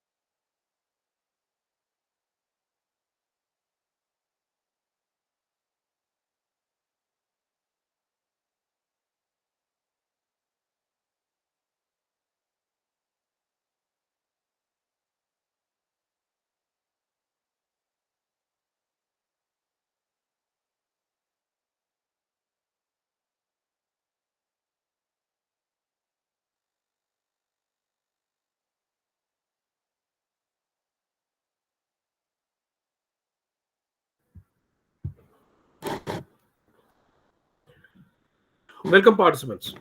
So I have meantime I'll request all the participants to download the quizzes on your smartphone or on your browser, so you can access that. We'll be having a meet to during the session. I'll be calling out to have the real time exercises which are going to take the attendance also. So you will be having the real time quizzes happening along aligning with the session. So you have to be very observant. I'll be sharing the code also with you, and that code will be used for that particular quiz, and you have to start interact. So we'll give you the time also. We'll give you 15 minutes or 10 minutes, 20 minutes, whatever may be. So you have to reply back on the quizzes, on the sessions, what we're going to deliver right now. So I have with me Deepak Kumar Sharma.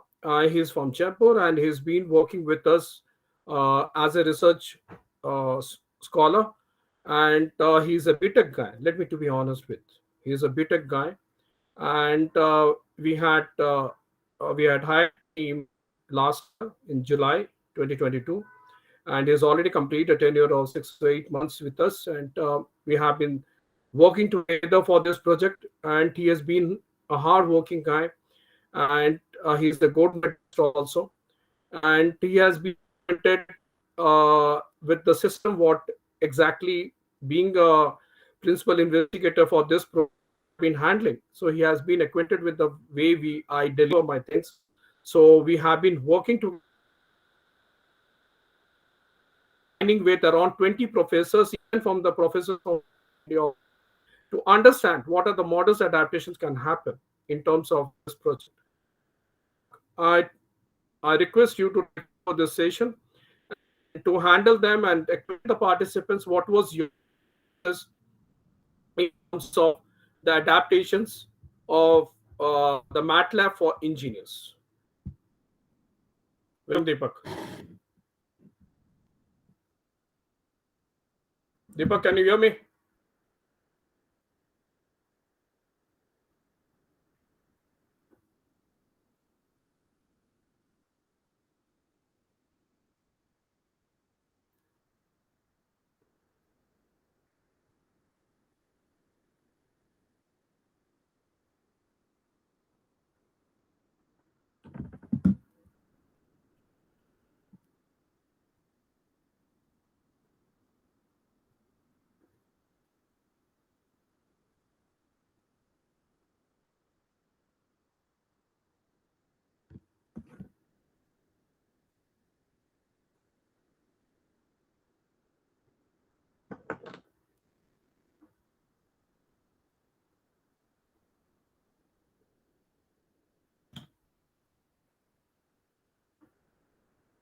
क्या तुम?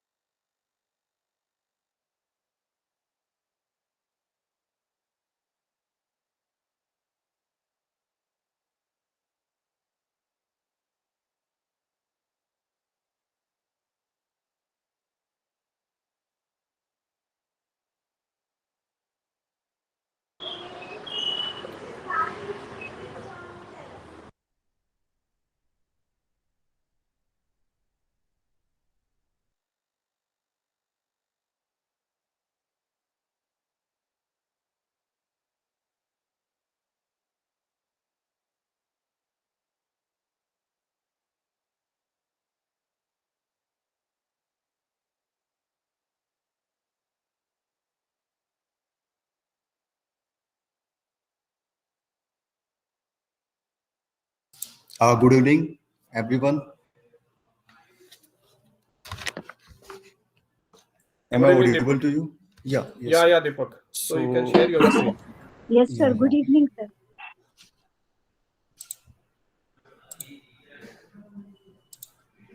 So basically, your main purpose is to understand about the MATLAB, because MATLAB is very updated versions and have come in the market like 2021 A, 2021 B, A, B, C. So right now they are launching 2023. So let me present my screen.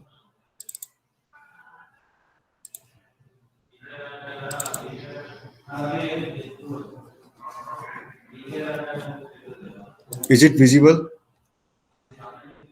Yes, Yes, sir. Deepak. Okay, so we are going to understand the MATLAB applications for engineers.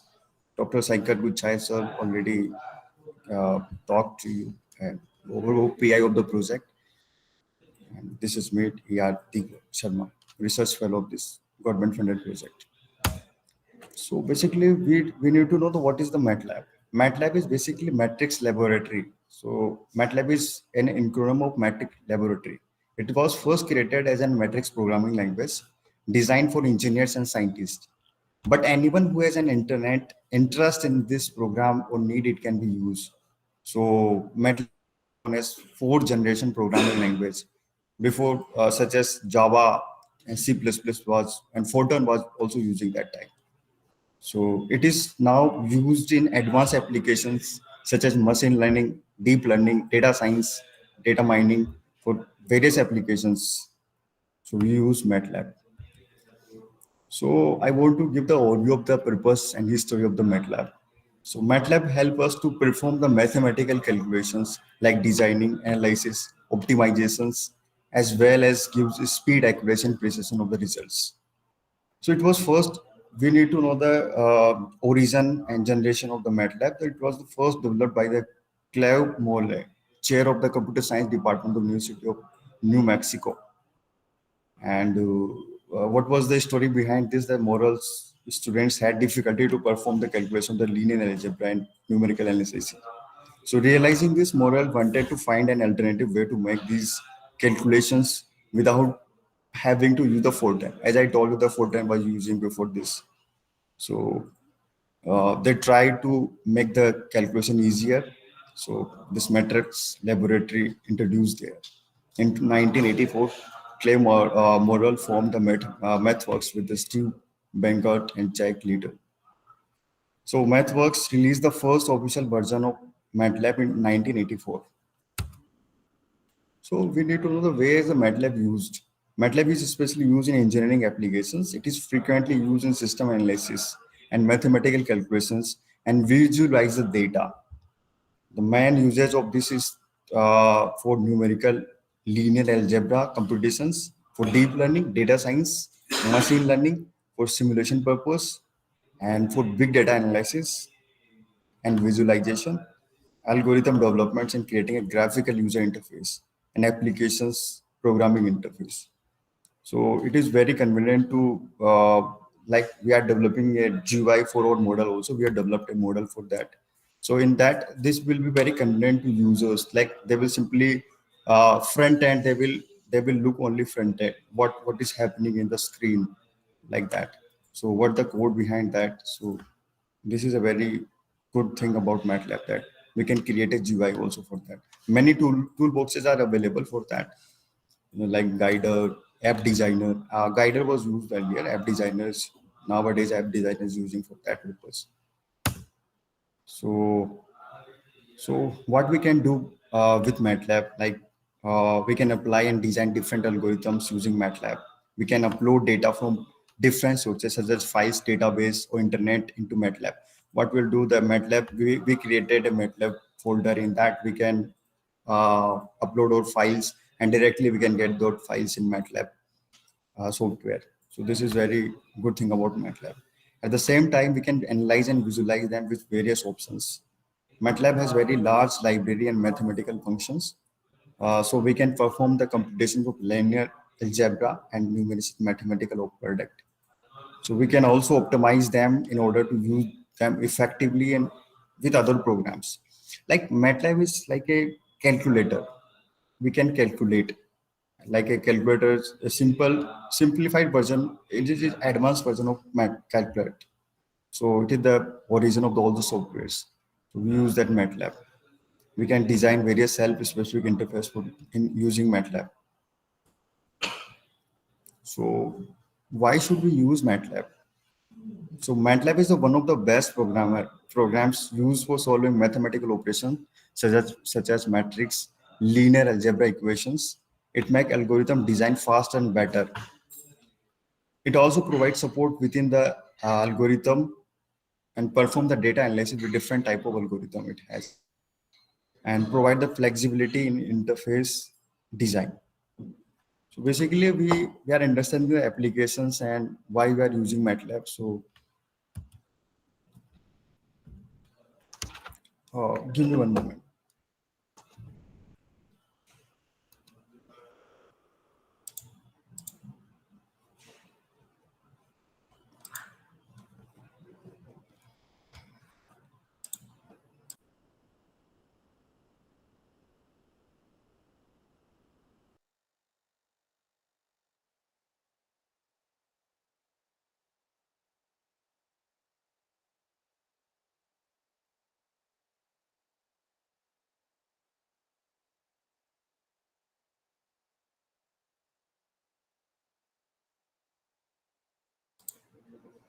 Sorry for interruption. I sincerely apologize for that. Actually, AD sir is sitting beside me, so we had to talk with him.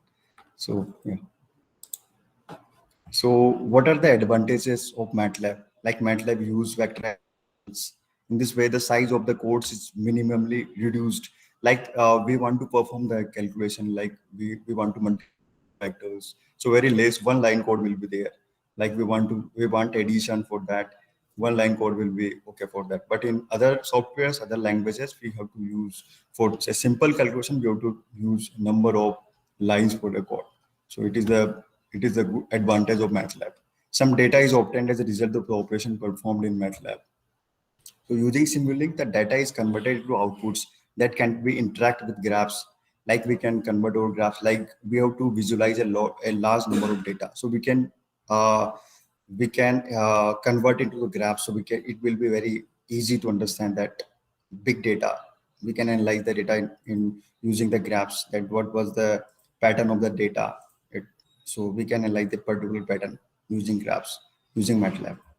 So it can communicate with MATLAB's graphical systems. It makes it easier for data to be graphed and allows us to adjust the color and size. Like we want to visualize five number of data, like five sets of data we have. So we want the color for each line. So we can segregate the data according to color and size. So very, very interactive, very interesting feature in that. Using the visual results, a more effective and accurate interpretation is made using MATLAB. So these are the applications and advantages of MATLAB.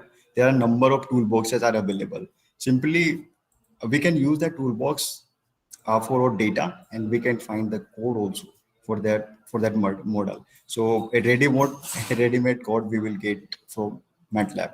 So we simply using the toolbox, we can get the code also for that. So thank you. We'll start our live project of DSIR. So I request Dr. Saikar sir, should we Deepak, start the live? yeah, Deepak, can you share the MATLAB application?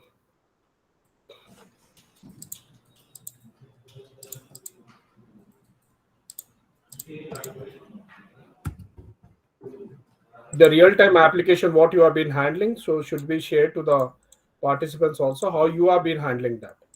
Yes, sure. So I have to present my next slides for that. Should I present that? No, but you have to share your MATLAB toolkit, what you have been using. You open the MATLAB software. Okay, sure.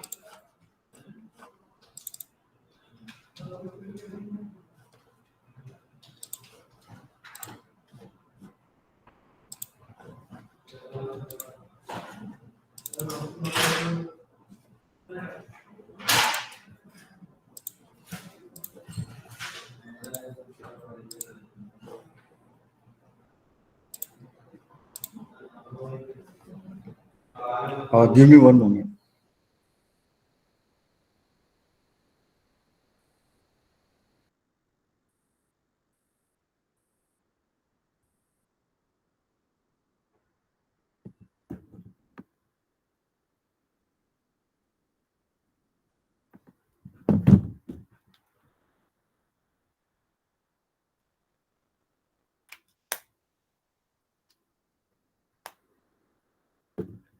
Yeah, participants.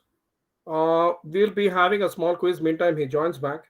So I hope the code, I'm going to share it on your chat box. The code goes here. 9473611. This is the code which you can have the real time. We have shared with you. You can have 5-10 minutes to answer the quizzes. So have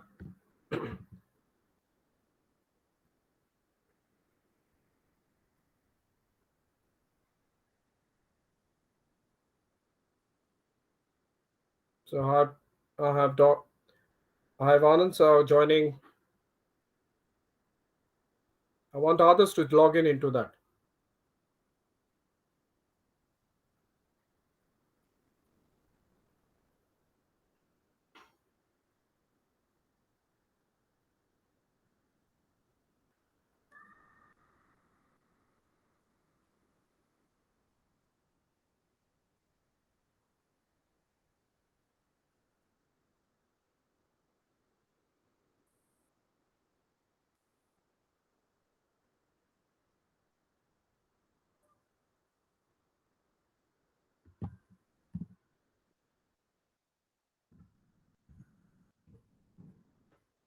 code goes here 9473611.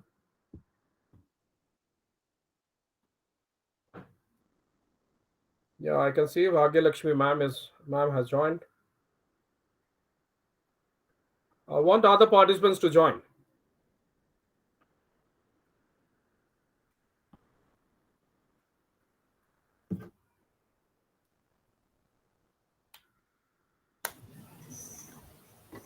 Sorry to bother you, sir, but can you please repeat it? What to do with this code? When you log into the code, ma'am, you will be automatically getting questions on your screen. Okay, fine.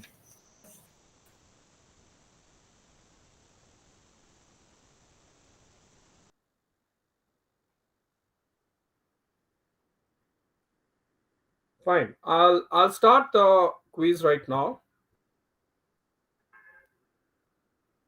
You'll be flashed with the questions on the screen, on your smartphone screen or on your desktop.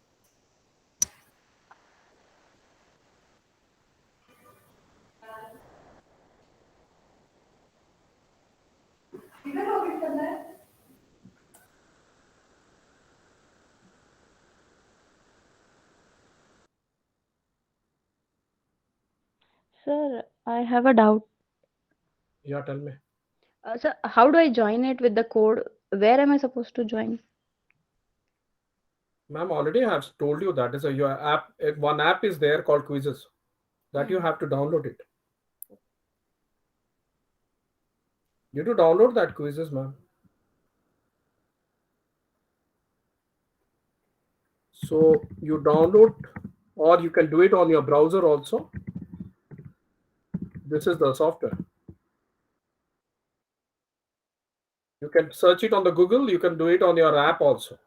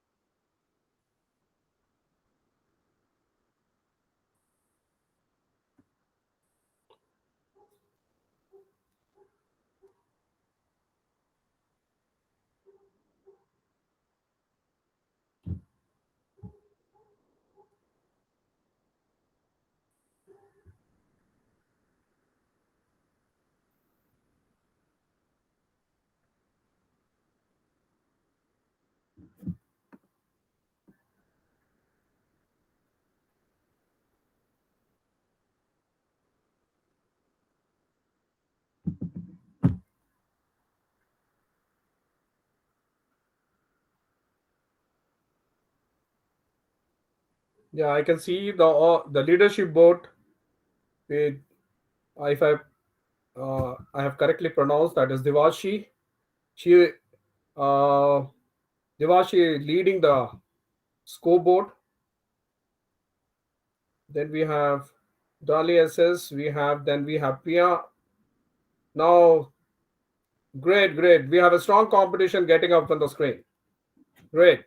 So Dali has taken up Devashi. So ranking is changing out right now.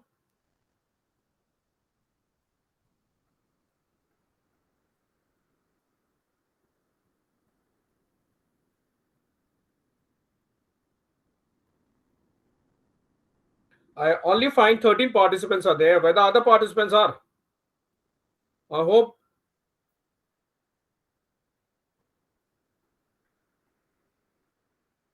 To be honest with you, can use these toolkits for your students also.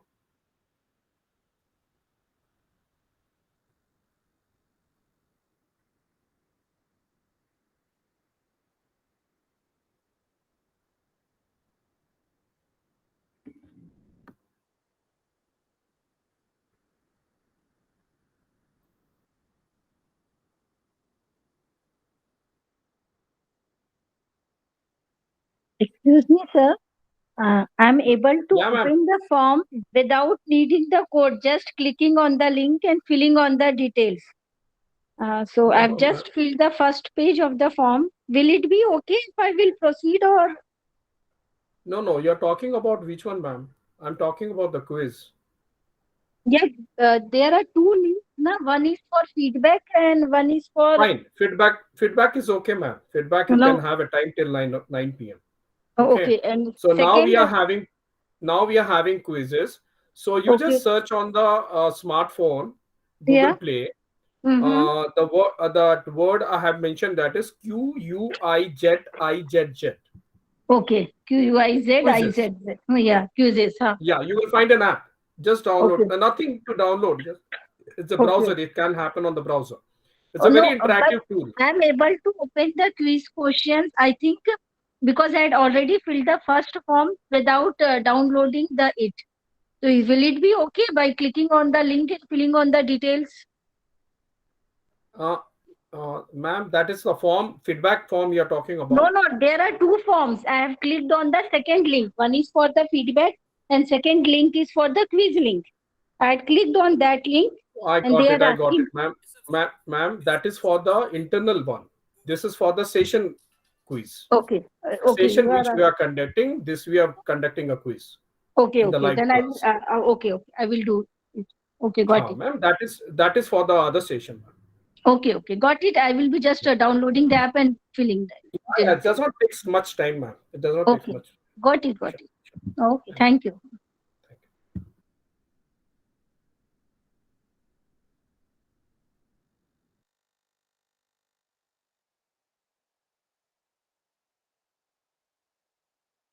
Those respective faculties and scholars have joined late, so I can repeat the code.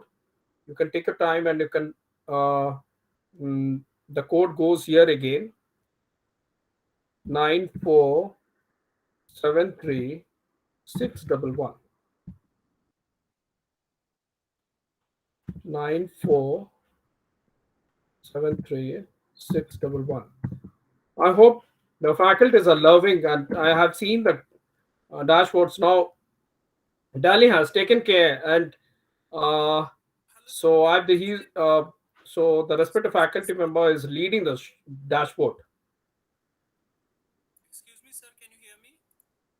Pankaj sir, can you make your speaker to be audible? The volume is very less. Yes, sir. Now?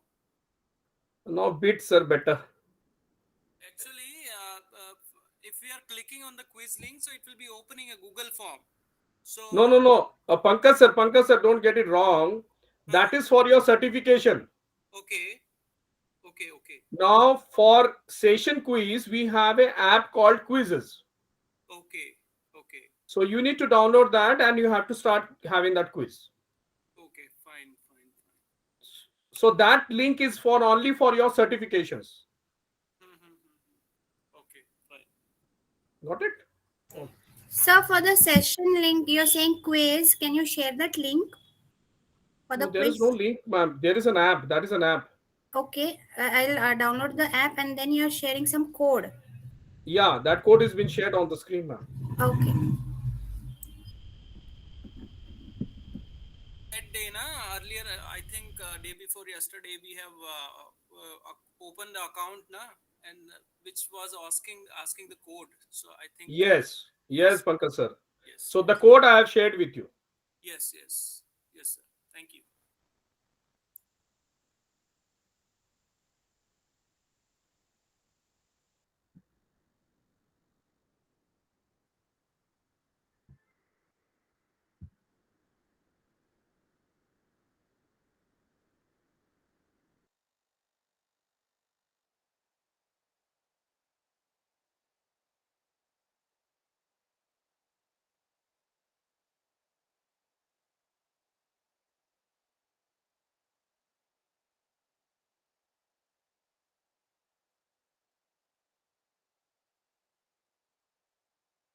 So we have increased the participants numbers. 23 participants have joined.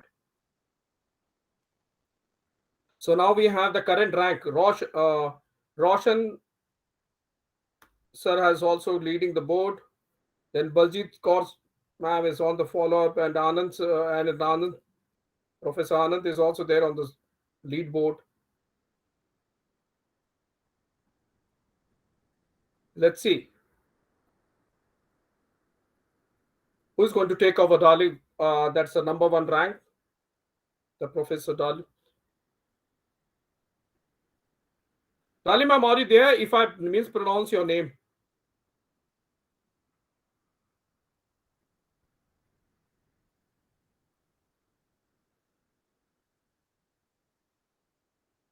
Dali SS. Ma'am, are you there? Or Professor Dali SS?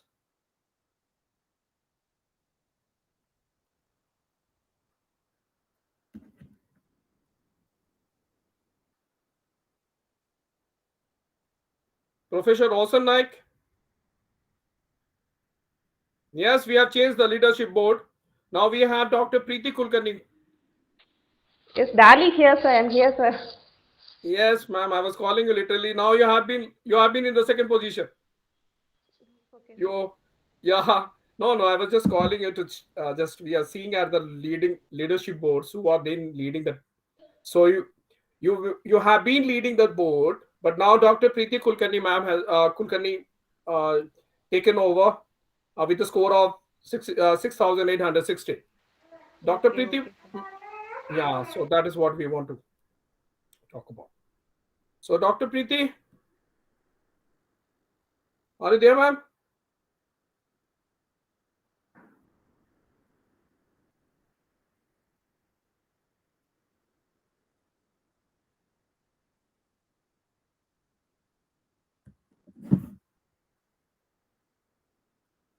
Dr. Preeti Kulkarni, ma'am, are you there? Yes, sir. Yes, thank you, ma'am. Congratulations, you are leading the board. Thank you, sir. Thank you.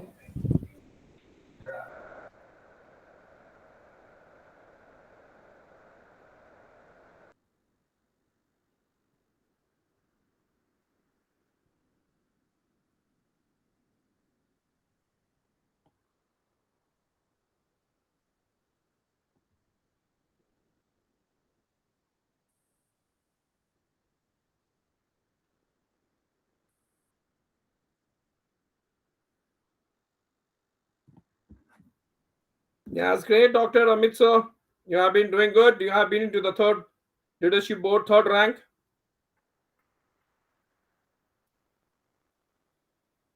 Yeah, Dr. Amol sir.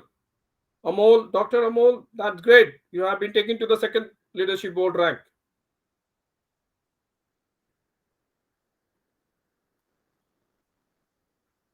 So still, Dr. Preeti ma'am has leading the board with the first rank. So I have nobody has crossed that.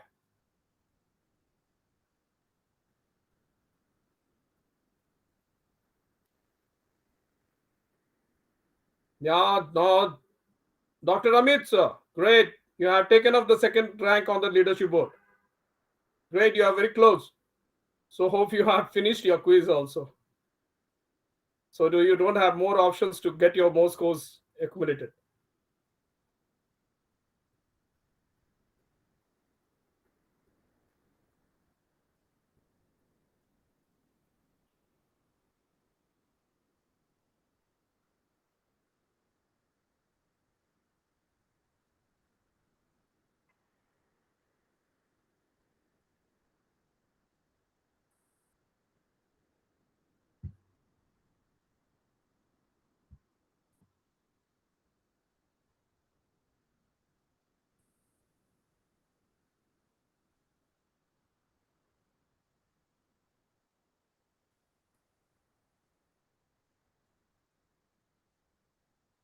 Yes, Dr. Amit sir, great. You have been close to, you have been very close to Dr. Preeti ma'am. So I hope you can change the ranking right now. So great, Dr. Amol sir, you have been stunned. I hope that you have been finished with your quizzes. So Roshan Dali ma'am has come on to the 5th position. So now the leadership board is being led by Dr. Preeti Kulkarni ma'am. So followed by second rank with the Dr. Amit sir, and then we have third rank with the Dr. Amol sir.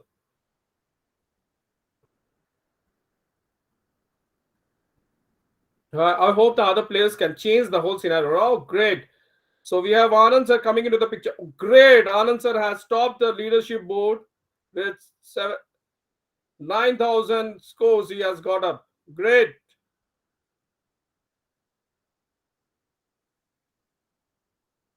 Professor Anand, can you come on the picture? Great.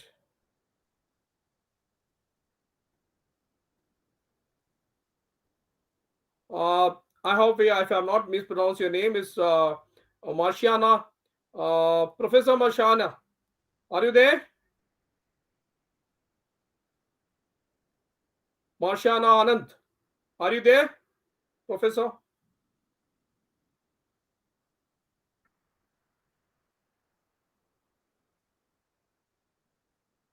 Yeah, sir, I need your voice so the participants should know.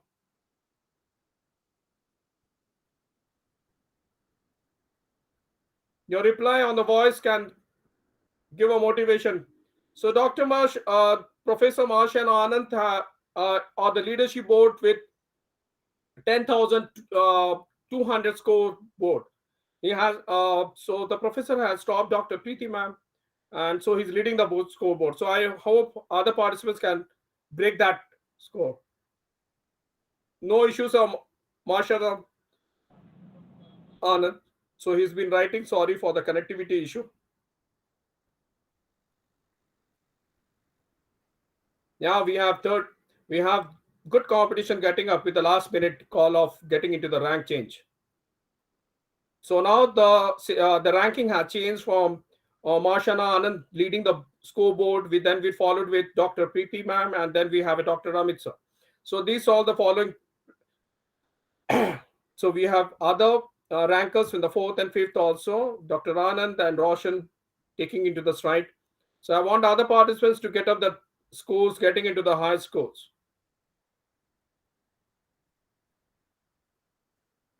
So that we will close that quiz within 5 minutes, so that I'll be getting to the next session. We will be having a lot of interactions between the participants to understand what our DSR project, how we handled up, and how we have taken that propositions into a project form, and how we are working with. And even I can share you the feedback what we had, like the real-time feedback which we got it from the review committee also, based on our model we adapted from the IIT professors and from the directors from the thermal power stations. So we got a very national thermal power stations NTPC also, and it was a real-time exercise of understanding how we handled our project. So the small project will be defining our long-term project, what I say, the responsibilities and how we come to work with. Today we are working in a small project and we are happy with. But when we have a lot of $1 million projects coming into our hand, then how we going to handle that? So these are the small things we'll be taking forward to this next session.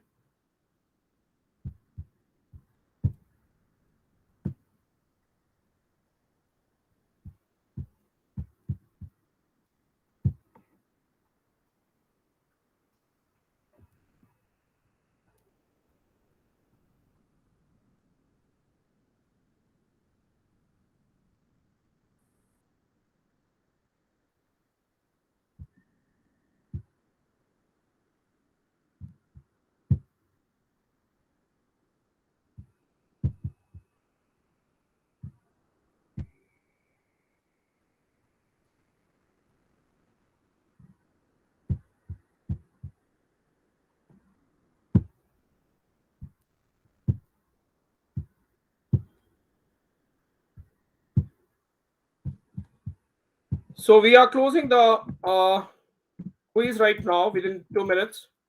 So all the participants are requested to complete your quiz.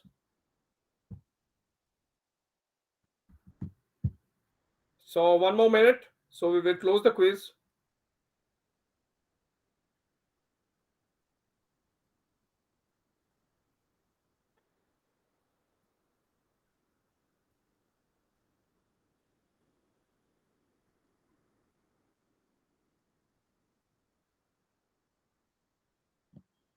Fine.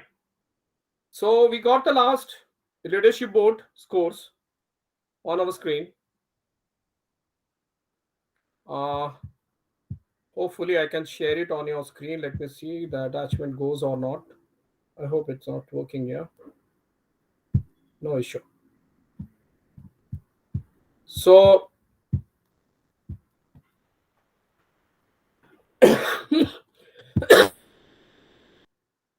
so let me congratulate Professor Marshana Anand getting the rank 1, and then we have Dr. Preeti Kulkarni taking the leadership rank 2, and Dr. Amit taking the leadership board rank 3. So congratulations to all the respective faculty members who have been taking this right. Even the research scholars are not aware of the positions you have been handling. For pardon for that, but but it was a real-time exercise. I hope everybody enjoyed that. And so this exercise normally make people to be more acquainted with the fact of what learning process happens, and instant real-time learning habits gets into it. Fine. Let me get back to have a live interaction with you all people. Now, what happens is, now everybody we have a question in our mind is, whenever we try to put a proposal or submit a government proposals for grants, so what the thing we need to take care. And to be honest with, before my sessions, I was talking about, I applied for 30 proposals, and out of that I received 1 proposal. So what are the reasons of rejections happens with us? So we all faculty members should be aware of the fact, and even the research scholars should be aware of the fact is that there are few things which you need to take care as a guideline in terms of taking the major things. Before I put on my slide of my project proposals, which I have clicked, and we have finished our first phase of our project also successfully. And in terms, we had got a good feedback in terms of even we have done the patent also. And another thing which I want to share to all the faculty members, even to the research scholars also. Now, after the patent, now we are going for the examination. So we have already applied for the examinations of the patent also. So total, hopefully, now we are authenticating the process or models which we are in terms of the industry. Now, what is this? Now, there are a lot of funding happens in India. Now, today, you might have heard from the budget, right? And so all the engineering institutes should be very happy for that. And they will be calling up a new call of setting up their own 5G labs. And the government is going to open that bid also. So all the engineering institutions, because IITs by default, they get that. One IIT is going to get that grant. And the remaining government institutions, the government engineering institutions, and the private institutions will be having the stride of getting this, applying for the grants for setting up 5G labs in their campuses. Now, what is this? Now, the government is opening up with the research outputs. There are research going to happen in this countries. And the more important thing is every institutions for the long-term sustainability or the long-term growth of the research in terms of the students' aptitude, in terms of the faculty aptitude, every aspect is very important. And more important thing is, to be honest with, when we try to adapt a new pedagogy into our research, into our study curriculum also, our research output, our research aptitude which we develop with the new areas of research, that helps us to align with our study curriculum. And that is what the experience I'm going to share with you. Let me start with. Now what, it's a DSIR project proposal, right? If anybody is applying for a DSIR project, so Department of Scientific and Industrial Research, right?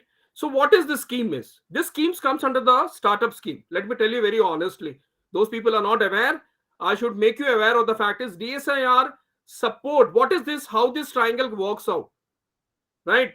So this scheme's under the startup scheme they started, and so in 2019 they started the scheme, and it was the start under the Startup India. Now how this scheme works? Now what happens is, now this within the DSIR they are connected with CSIR and DST. Every department are connected into it. Now how they do it? Now there are three stakeholders into it. Now DSIR gets a fund from the government, and DSIR regulates that fund to the university with a real-time problem happening which you submit in the form of a proposal. Now the real-time problem example I can talk about is when we submitted a proposal, we understood one problem happening. It's the scarcity, the shortage of electricity happening in India. And when I saw this, it was through my university itself, how we applied that time. And that time we know, because from our university, we were the only institute we got this approval for this project. We applied in 2019, but we got the proposal approval in the year of 2022. So we have to wait for 2 years. And normally we had a lot of revisions, we have a lot of reviews on everything went up before getting the sanction letter. Now, what's this exercise? When you want to have this exercise to be done on your end, working with or submitting a proposal, the first thing is very important to understand what is the relevant topic you want to select in terms of the project submissions. Those professors are very experienced. They are having the adaptation. They already have their own credentials of projects. They might be agreeing with my fact of my work and what I'm defining in the session today. So the first important thing is what is the important issues or problems we are addressing today.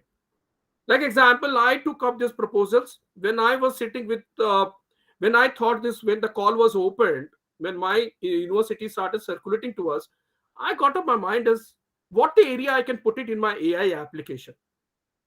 They had an option. They had a call for paper, and the topic was that one of the theme was artificial intelligence. And then we don't had an initial setup in our university for exactly. We had other departments handling this AI. But I thought what the area we can support into the fact and taking a challenge into it. So then the first thing I heard an article which covered in Times of India talking about Andhra Pradesh and Telangana has overcome a lot of issues of a scarcity of electricity. But in my state, if I belong to an Odisha, right, I find a lot of major challenges happening with the seasonal changes. Like in, if I talk about in winter season, we talk about festival season. Always I find in the summer season, why there is a scarcity, why there is no matching between the supply and the demand factors in electricity. So that gave me an edge to take it forward. Then, let me to be honest with, I surveyed around 100 research paper. And I found that no research paper has worked on a real-time data set. And let me tell you, real-time data set, when I'm talking on real-time data set means it's very difficult to get a real-time data from the industry. And hope people, those who have been working with industry collaborations, they know. Because in industry, if you're talking a public sector industry, it's very difficult to get a real-time data sets from them. To be honest with, before I applied for this, I did my homework. One homework was done with me. I started building my strong team. And to be honest with, I was from a private university, and a private university getting a grant is a very difficult. Unless and until it's a foreign grant, fine, it is you can apply. But the government grants are very difficult unless and until you don't have a strong team supporting your project. So the first thing I did before submitting my proposal is identifying my team members. Who are the team members going to work with? And taking forward my proposals and submitting to the proposal to the DSIR. The first thing I identified those people, those faculty members who have worked on that field and they want to collaborate with me. Second, I identified who is better, who is very proficient in terms of the adaptations of models and everything. So we identified one expert from that area. Now, third, I wanted to identify an experienced faculty in the power system. And the three most areas when I identified, now I will take it to my slide. I'll tell you how is my team is all about. And then meantime, I identified what tools I'm going to use into it. Then even I have connected with the MATLAB team also. Because beforehand to my project, I had a MATLAB team, strong team supporting me. Whatever toolkits I can apply into it. Because it's not possible you can go for an R, Python coding and getting into the things. If I have the one platform toolkit where I have all the support on a one platform, so my things are done. So then this whole scenario of the picturizations of submitting the proposal came up. And we applied for 3 years project, but it was, but the call for project was only for 1 year. And in that, so we applied for 3 years with 38 lakhs around, but as such, it was a call for 1 year. So it was, so we did not have an option. So even DSIR did not have an option when we had the first presentations to them. So they were very happy to know that we have addressing some problem statement, which is a real-time problem happening with every load dispatch centers. You go to any load dispatch centers, then the second thing I had, even before the submissions of the project proposal, I had discussed with a lot of load dispatch centers in Maharashtra, Odisha, Telangana, even Gujarat. We connected with a lot of load dispatch centers engineers to understand really that problem is happening or not. So everybody today, till date, India, the load dispatch centers don't have a real-time analytical model tools for predicting the load forecasting, the electricity forecasting. And it was a real challenge for me to take it forward, this project, in terms of the model adaptation. So I'll share my screen and tell you what is this all project was all about, right?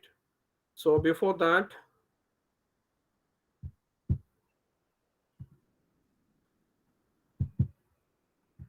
yeah, I have my screen on the screen. I'll share it.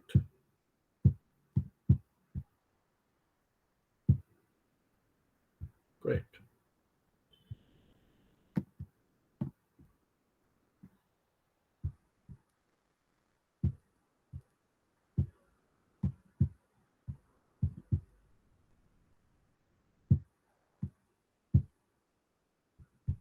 I hope all of you can see that. Are you able to see that? No, sir. You're not able to see? Yes, sir. Okay, fine. So this was my project. The artificial intelligence based on load forecasting models for load dispatch centers in India. And this is my team. And even I tell you, when we hired Deepak Kumar Sharma, we had received around 100 applications for research fellow. So we had to interview every individual candidate to scrutinize, because we are paying a very high salary in terms of a senior research fellow right now. So around 31,000 per month. So we wanted whom to hire. This was the biggest challenge for us to identify what the right type of research scholars we want to hire for it, because it sometimes happens that the wrong manpower or research scholars you hire it becomes a troublesome for you. And I'm not appreciating about the effort what we did, but we had a recruiting team coming into the picture, even a MATLAB expert coming into the picture. Even we had, to be tell you honestly, I had Shri Pawan Kumar Gupta sir, from Deputy Director from Central Regulatory Authority, Electricity Authority, which he was there on the opening session. As he was also there to review my candidate. So then we identified one research scholar whom you have already interacted. And now, to be honest with, let me tell you how we are correlating the whole session. He is in Telangana right now in the load dispatch center. Now he is collecting the data there. So before that, he gave the presentation. This was only my word. He gave the presentation because he has been there for 2 days to collect the real-time data from the load dispatch centers. Every jobs are not easy in life, because we know getting grant is easy, but when you start implementing it, you know how you're going to. And we have been following up with, meantime, before the initial phase of the project, we already started. We had defined domain experts. Now when you have the project, you should differentiate out your project in terms of data I'm talking about. You should differentiate who is your subject expert and who is going to be your industry experts. Now on your screen, you can find that is, we are divided 2 different domain experts. And initially the project the model which has been adapted is based on the real-time data which we got it from the MSEDCL, the Maharashtra State Electricity Distribution Company Limited. And it's not an easy job to get onto it. And we were literally research scholar. The more important thing is I created that network beforehand so that my research scholar did not have that difficulty in penetrating into it. Meant to be all honest with it, when I got this project, my registrar of my university, he wrote me a mail saying, you have miss, are you miss, that reply was in such a way that you need to complete, can you be assured about the completing this project, to my director and myself. And I replied that, even my director did not reply. I replied that I'm saying that is, I'm confident to take it forward. Apart from my looking at my background, I did not had any experience of getting up grants into my name.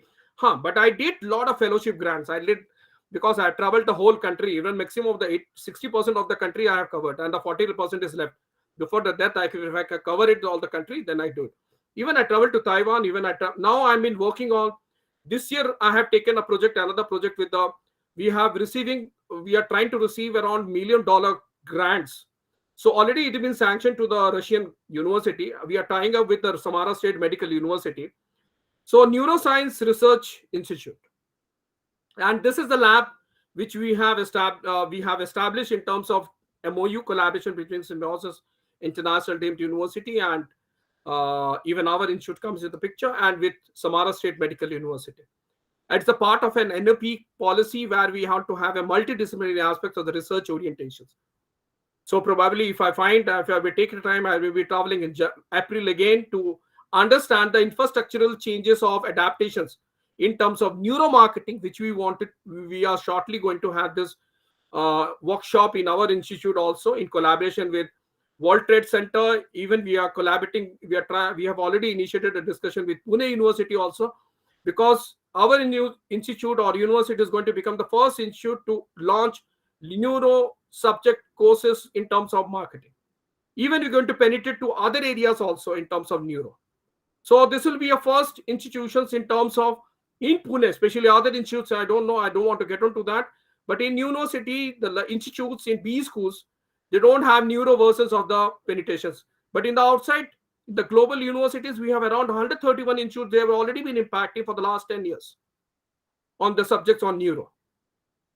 So this will be one exercise. This way you have to identify the new areas of defining the areas of research. So this is the domain experts. We divided it.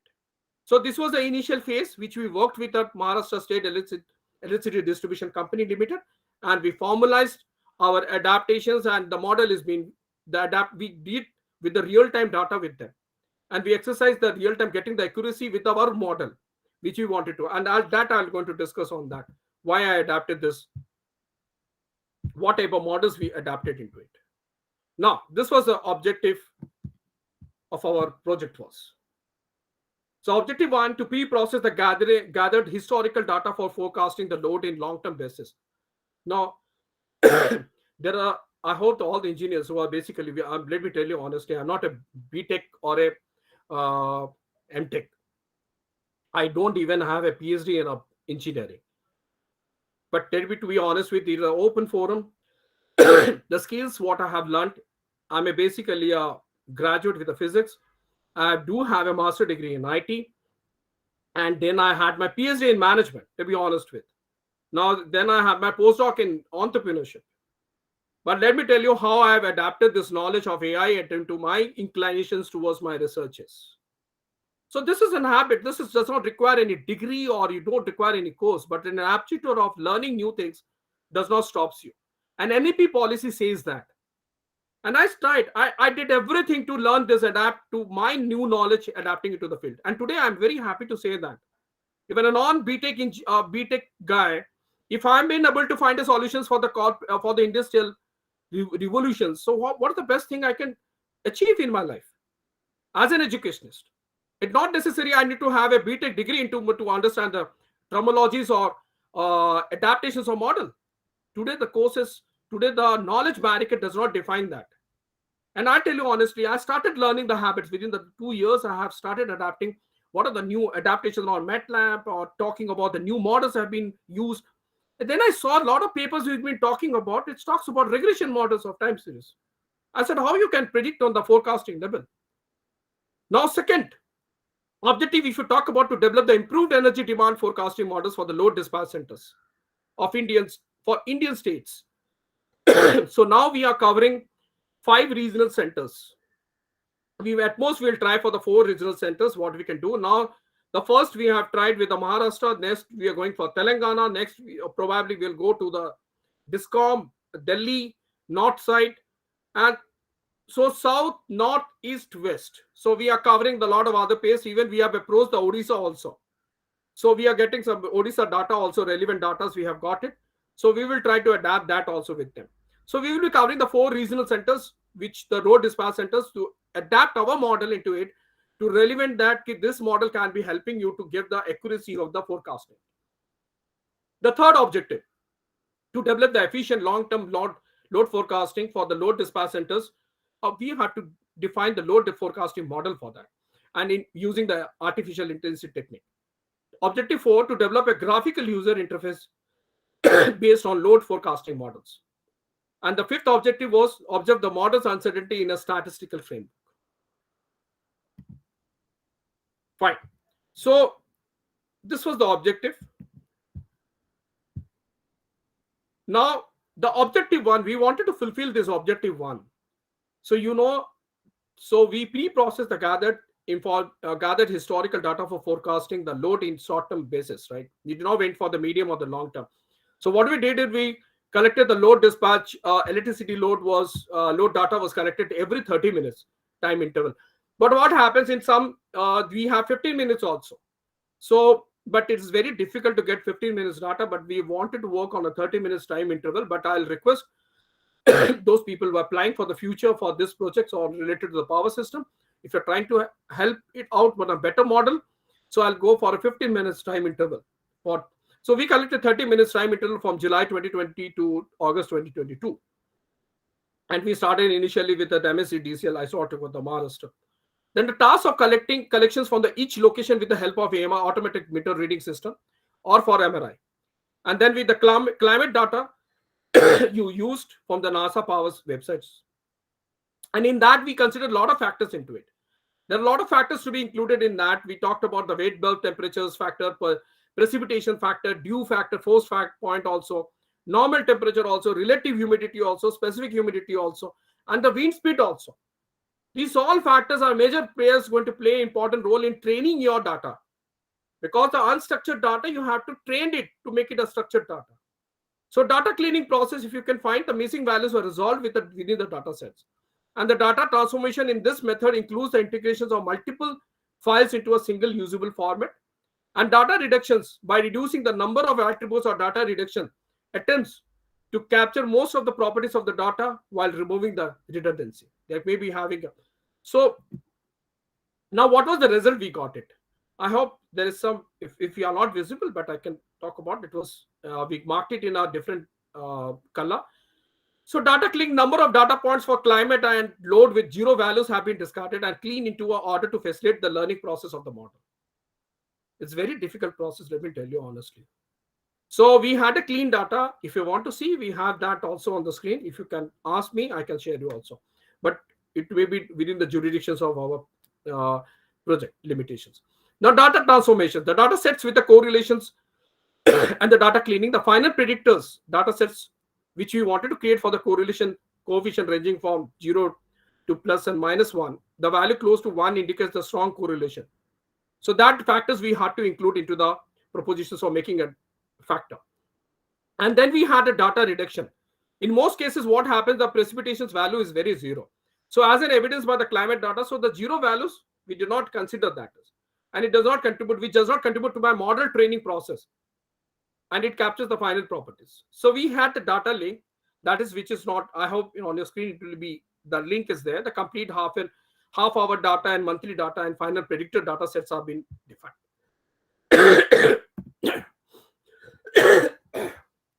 Now, this was, I wanted you people, I wanted all the faculty members, even research scholars also. What is that we adapted? What is the model we wanted to? And what is the process we did that? The process started with that electricity load data sets we collected. Then we did the data reprocessing. Then we identified the model's development also. If you can find on the screen, we have, earlier we had 3 models we started implementing to understand the accuracy levels with our model set. Model 1 for the 1 month, then model 2 with the 1 month forecasting. Again for model 3, we gone for the 3 month. Now what happened is we used artificial neural network. We saw a lot of papers have been using this method. Then we found exponential Gaussian process regression. Everybody has used. Then we found that is even a lot of papers have been talking about STM also, long short-term memory. Then I and research scholars, we were discussing, and even with the industry experts, even with the faculty experts, we tried to review around 200 papers. Then we came to the picture that is, let us do a one-dimensional convolutions with an bidirectional long short-term memory. Let us combine this model. And we adapt this model, and to be honest with, and I go to the next slide, we got a better accuracy on that. This was the methodology adapted, which I had discussed with you, conducting this with the MATLAB 2021 A version. And we set the data set with the number of rows and the number of columns also. From data sets from 30th May 2021 to 22nd August 2022, used with for the validations also. After the validation data sets, let me tell you, those PhD scholars can identify that after validations data set is created, 80% of the data used for training. We used 80:20 ratio, right? So this also you have to be very careful in taking care of the 80% of the data set used for training, how much rows and column has to be taken care, that we have considered in the form, and 20% of the data used for testing also. So you had to approximately divide how much percentage of the training data set has to be considered, and number of data sets for 20% testing, you have to do it. And then the same thing we followed on the model also. In reference to the previous model, we applied this model into the form of a different models, and we finally developed a new model which is there on your screen, that is called IDCNN and BI-LSTM, was combined to frame up a new project. And to be honest with, and this was a great feedback. And if I have the video, I can show you that video. That let me take you to this video also.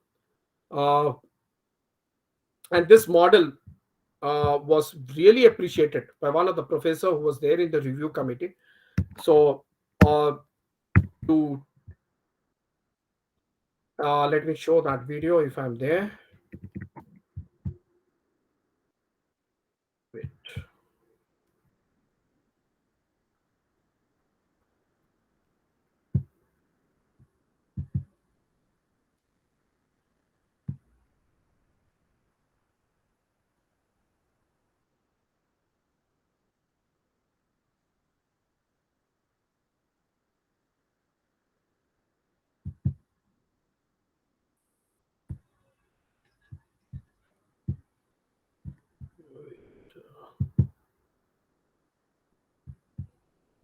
Yeah, I will not be sharing it openly, but I'll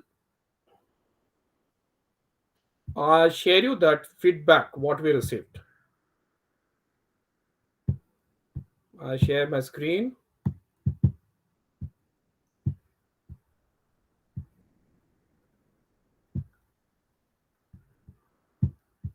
Yeah, I'll come to that.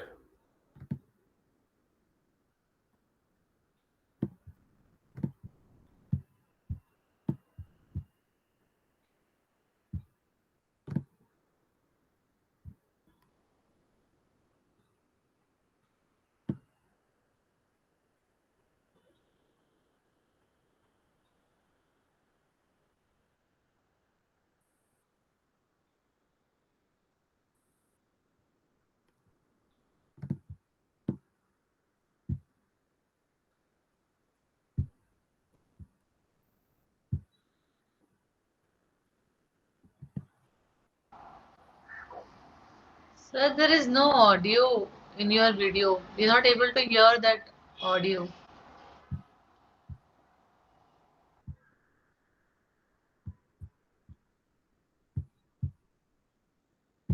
Are you able to hear, participants?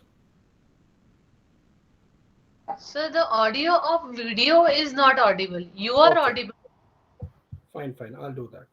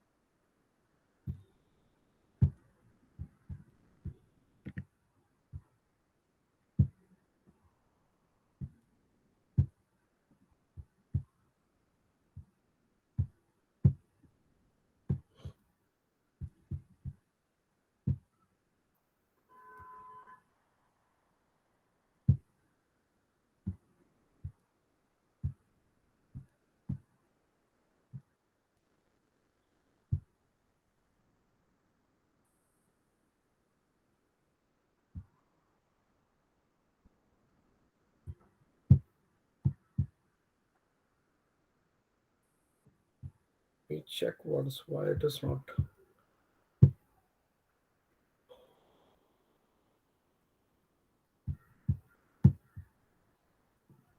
Still, you're not able to hear?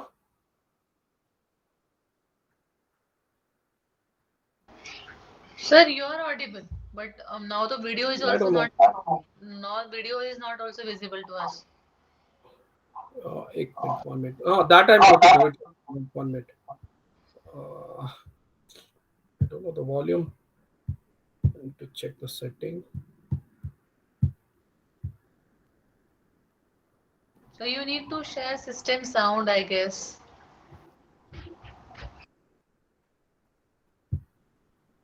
System sound, ma'am. 1 minute.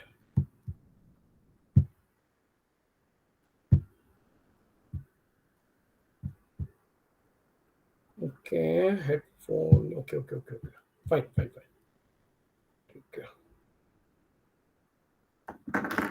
Okay, I got it.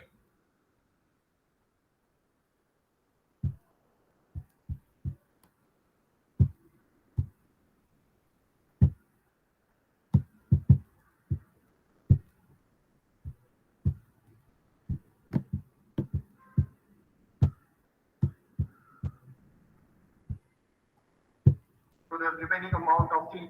Or can you hear right now? Is there.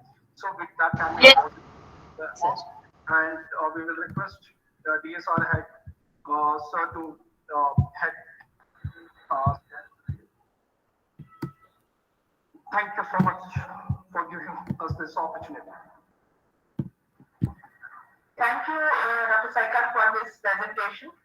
I think we'll move on to the experts for their comments and questions. I request Dr. Niranjan Sen Roy for his questions. Dr. Sen Roy, your questions, please.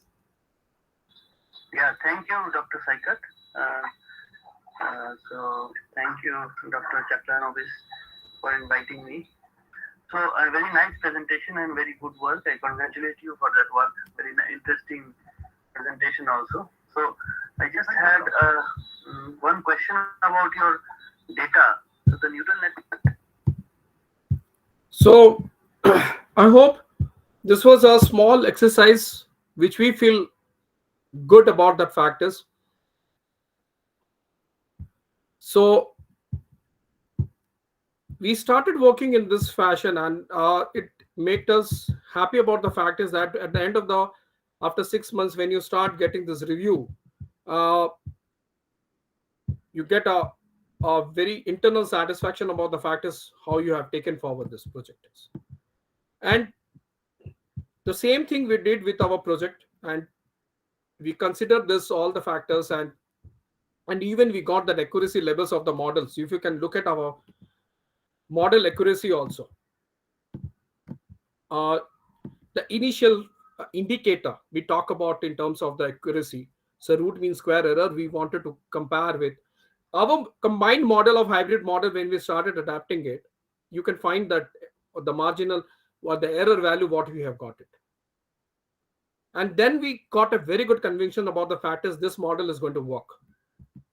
And once we got this approval, so we want to work it, and we're going to commercialize this coding also. And we are trying that as once we have the patent examination, then we're going to commercialize our coding. And we will be working as a consultant in terms of revenue structure, in terms of whatever may be with the industry policymakers. It's our future way.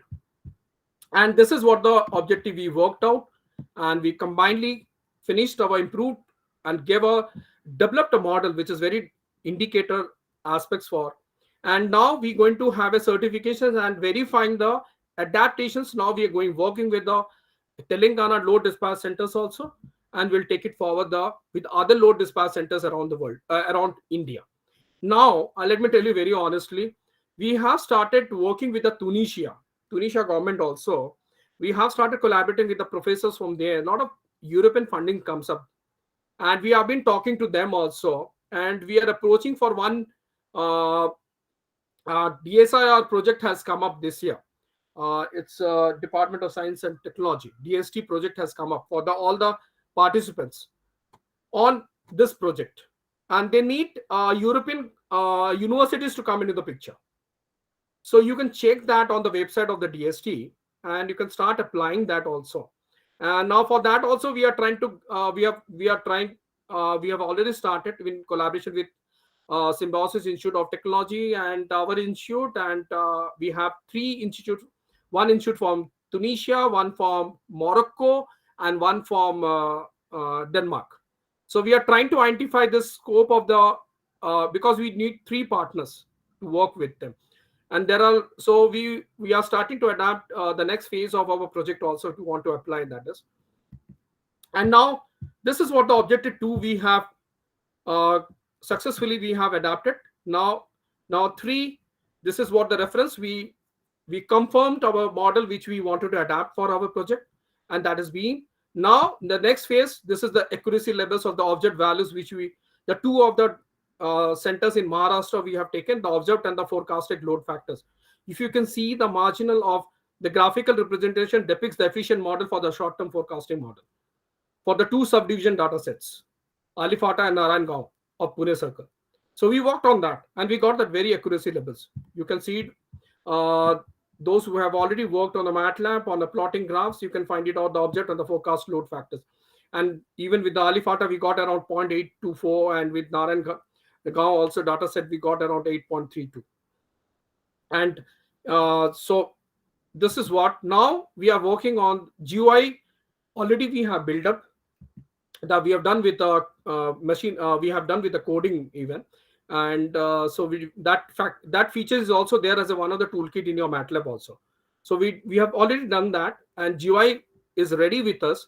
Now the model is done, and then we're going to collect data sets from the different and load dispatch centers, regional load dispatch centers. So we have completed one from the western. Now we are approached to south one, and then we're going to go to the north, and then we go to the east. So 2-3 centers are left, 2 centers 3. So we'll combine that and we'll finish our project for the next phase of the project, what we can take it forward. So this is the whole exercise of this small project which we are adapting it. It's not too big funding for us, but whatever the fundings we have received, it gives a sense of satisfaction at the end of the day when a management institute or the management telecom management institutes getting at a funding, because it's very difficult to the management institute getting funding on the based on an application or a technology based funding. So so hopefully I will be concluding the session, taking this owners of Sanjay sir, are you there?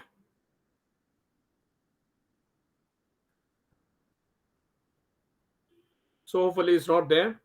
So hope everybody's family time we have taken. We have I have been cutting every day for the last 10 days.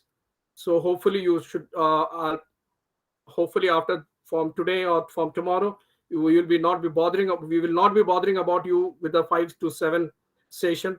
But still we have tried to cover with the 10 days to covering of all the aspects of the adaptations of AI for the engineers, and all the another thing which I want to talk about is we have got from the from participants, that is the till 9 p.m. right? You have got a link on your screen, right? So you have to fill it up informations, and the quiz link is also given there, right? So hope Sanjay sir has already shared that. So again I want everybody to I'm resharing again. I hope it is there on your screen. Again, you have to fill it up before 9 p.m. So feedback is the feedback about the session, and the second is a quiz link. So I'll request all the participants to fill it up that portion and take and before 9 p.m. today, because we're going to issue the certificates. Even we're going to, another thing is that any or the participants have a change of address or anything, because we will be sending certificates. So we have to be very careful about the addresses which you have mentioned already during registration. So you should be very clear about that. Any change of address or you're not receiving it, it will be the sole responsibility of yours from your end. But we'll be taking care of the address which you have already mentioned during registration. Fine. So I should thank NIT Warangal and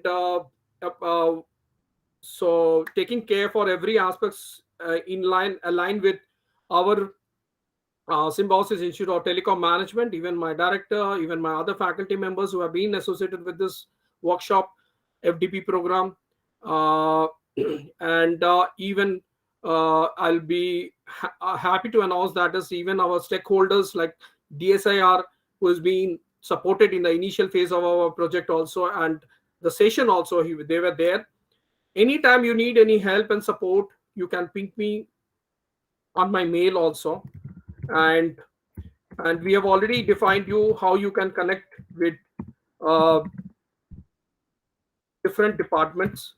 I've shared my email also, irrespective of my own faculties there. So other faculties, in fact, as a novice, as a project in charge, I can help you out what help I can do in terms of the grants, what we can apply in terms. So this was the whole exercise for you all, and I'll also be thanking to STLRC, our hopefully for the non-SIU participants. They will not be aware, we do have an internal training department which takes care. Thanks to Dr. Sophia also taking care for our internal faculties.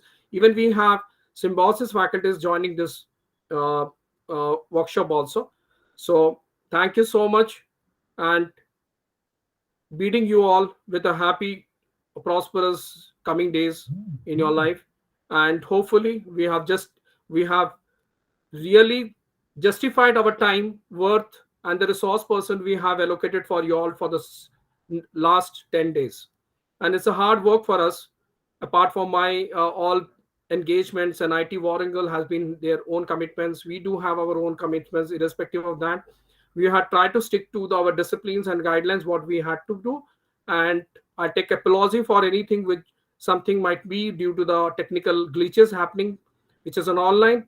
So and we will take care in future days to come to collaborate and to associate and to take forward. Even I will invite non-SIU institutes who are from different parts of they can in collaborate with our faculty members also in terms of joint research and even joint projects also. Thank you so much. So I have already shared my email also to you all for you, and I can again reshare you all my email also. So we can look forward for collaborations, associations, and the slash is by mistake, so don't use that slash. So this saikat.guchait@sittm.edu.in. Thank you. Good night wishes, and taking your bid from for the last from today's sessions and making you worthy about the factors. And we are very happy about the fact that you all have been sporting about the fact, giving your time and effort out of your family time. Thank you so much.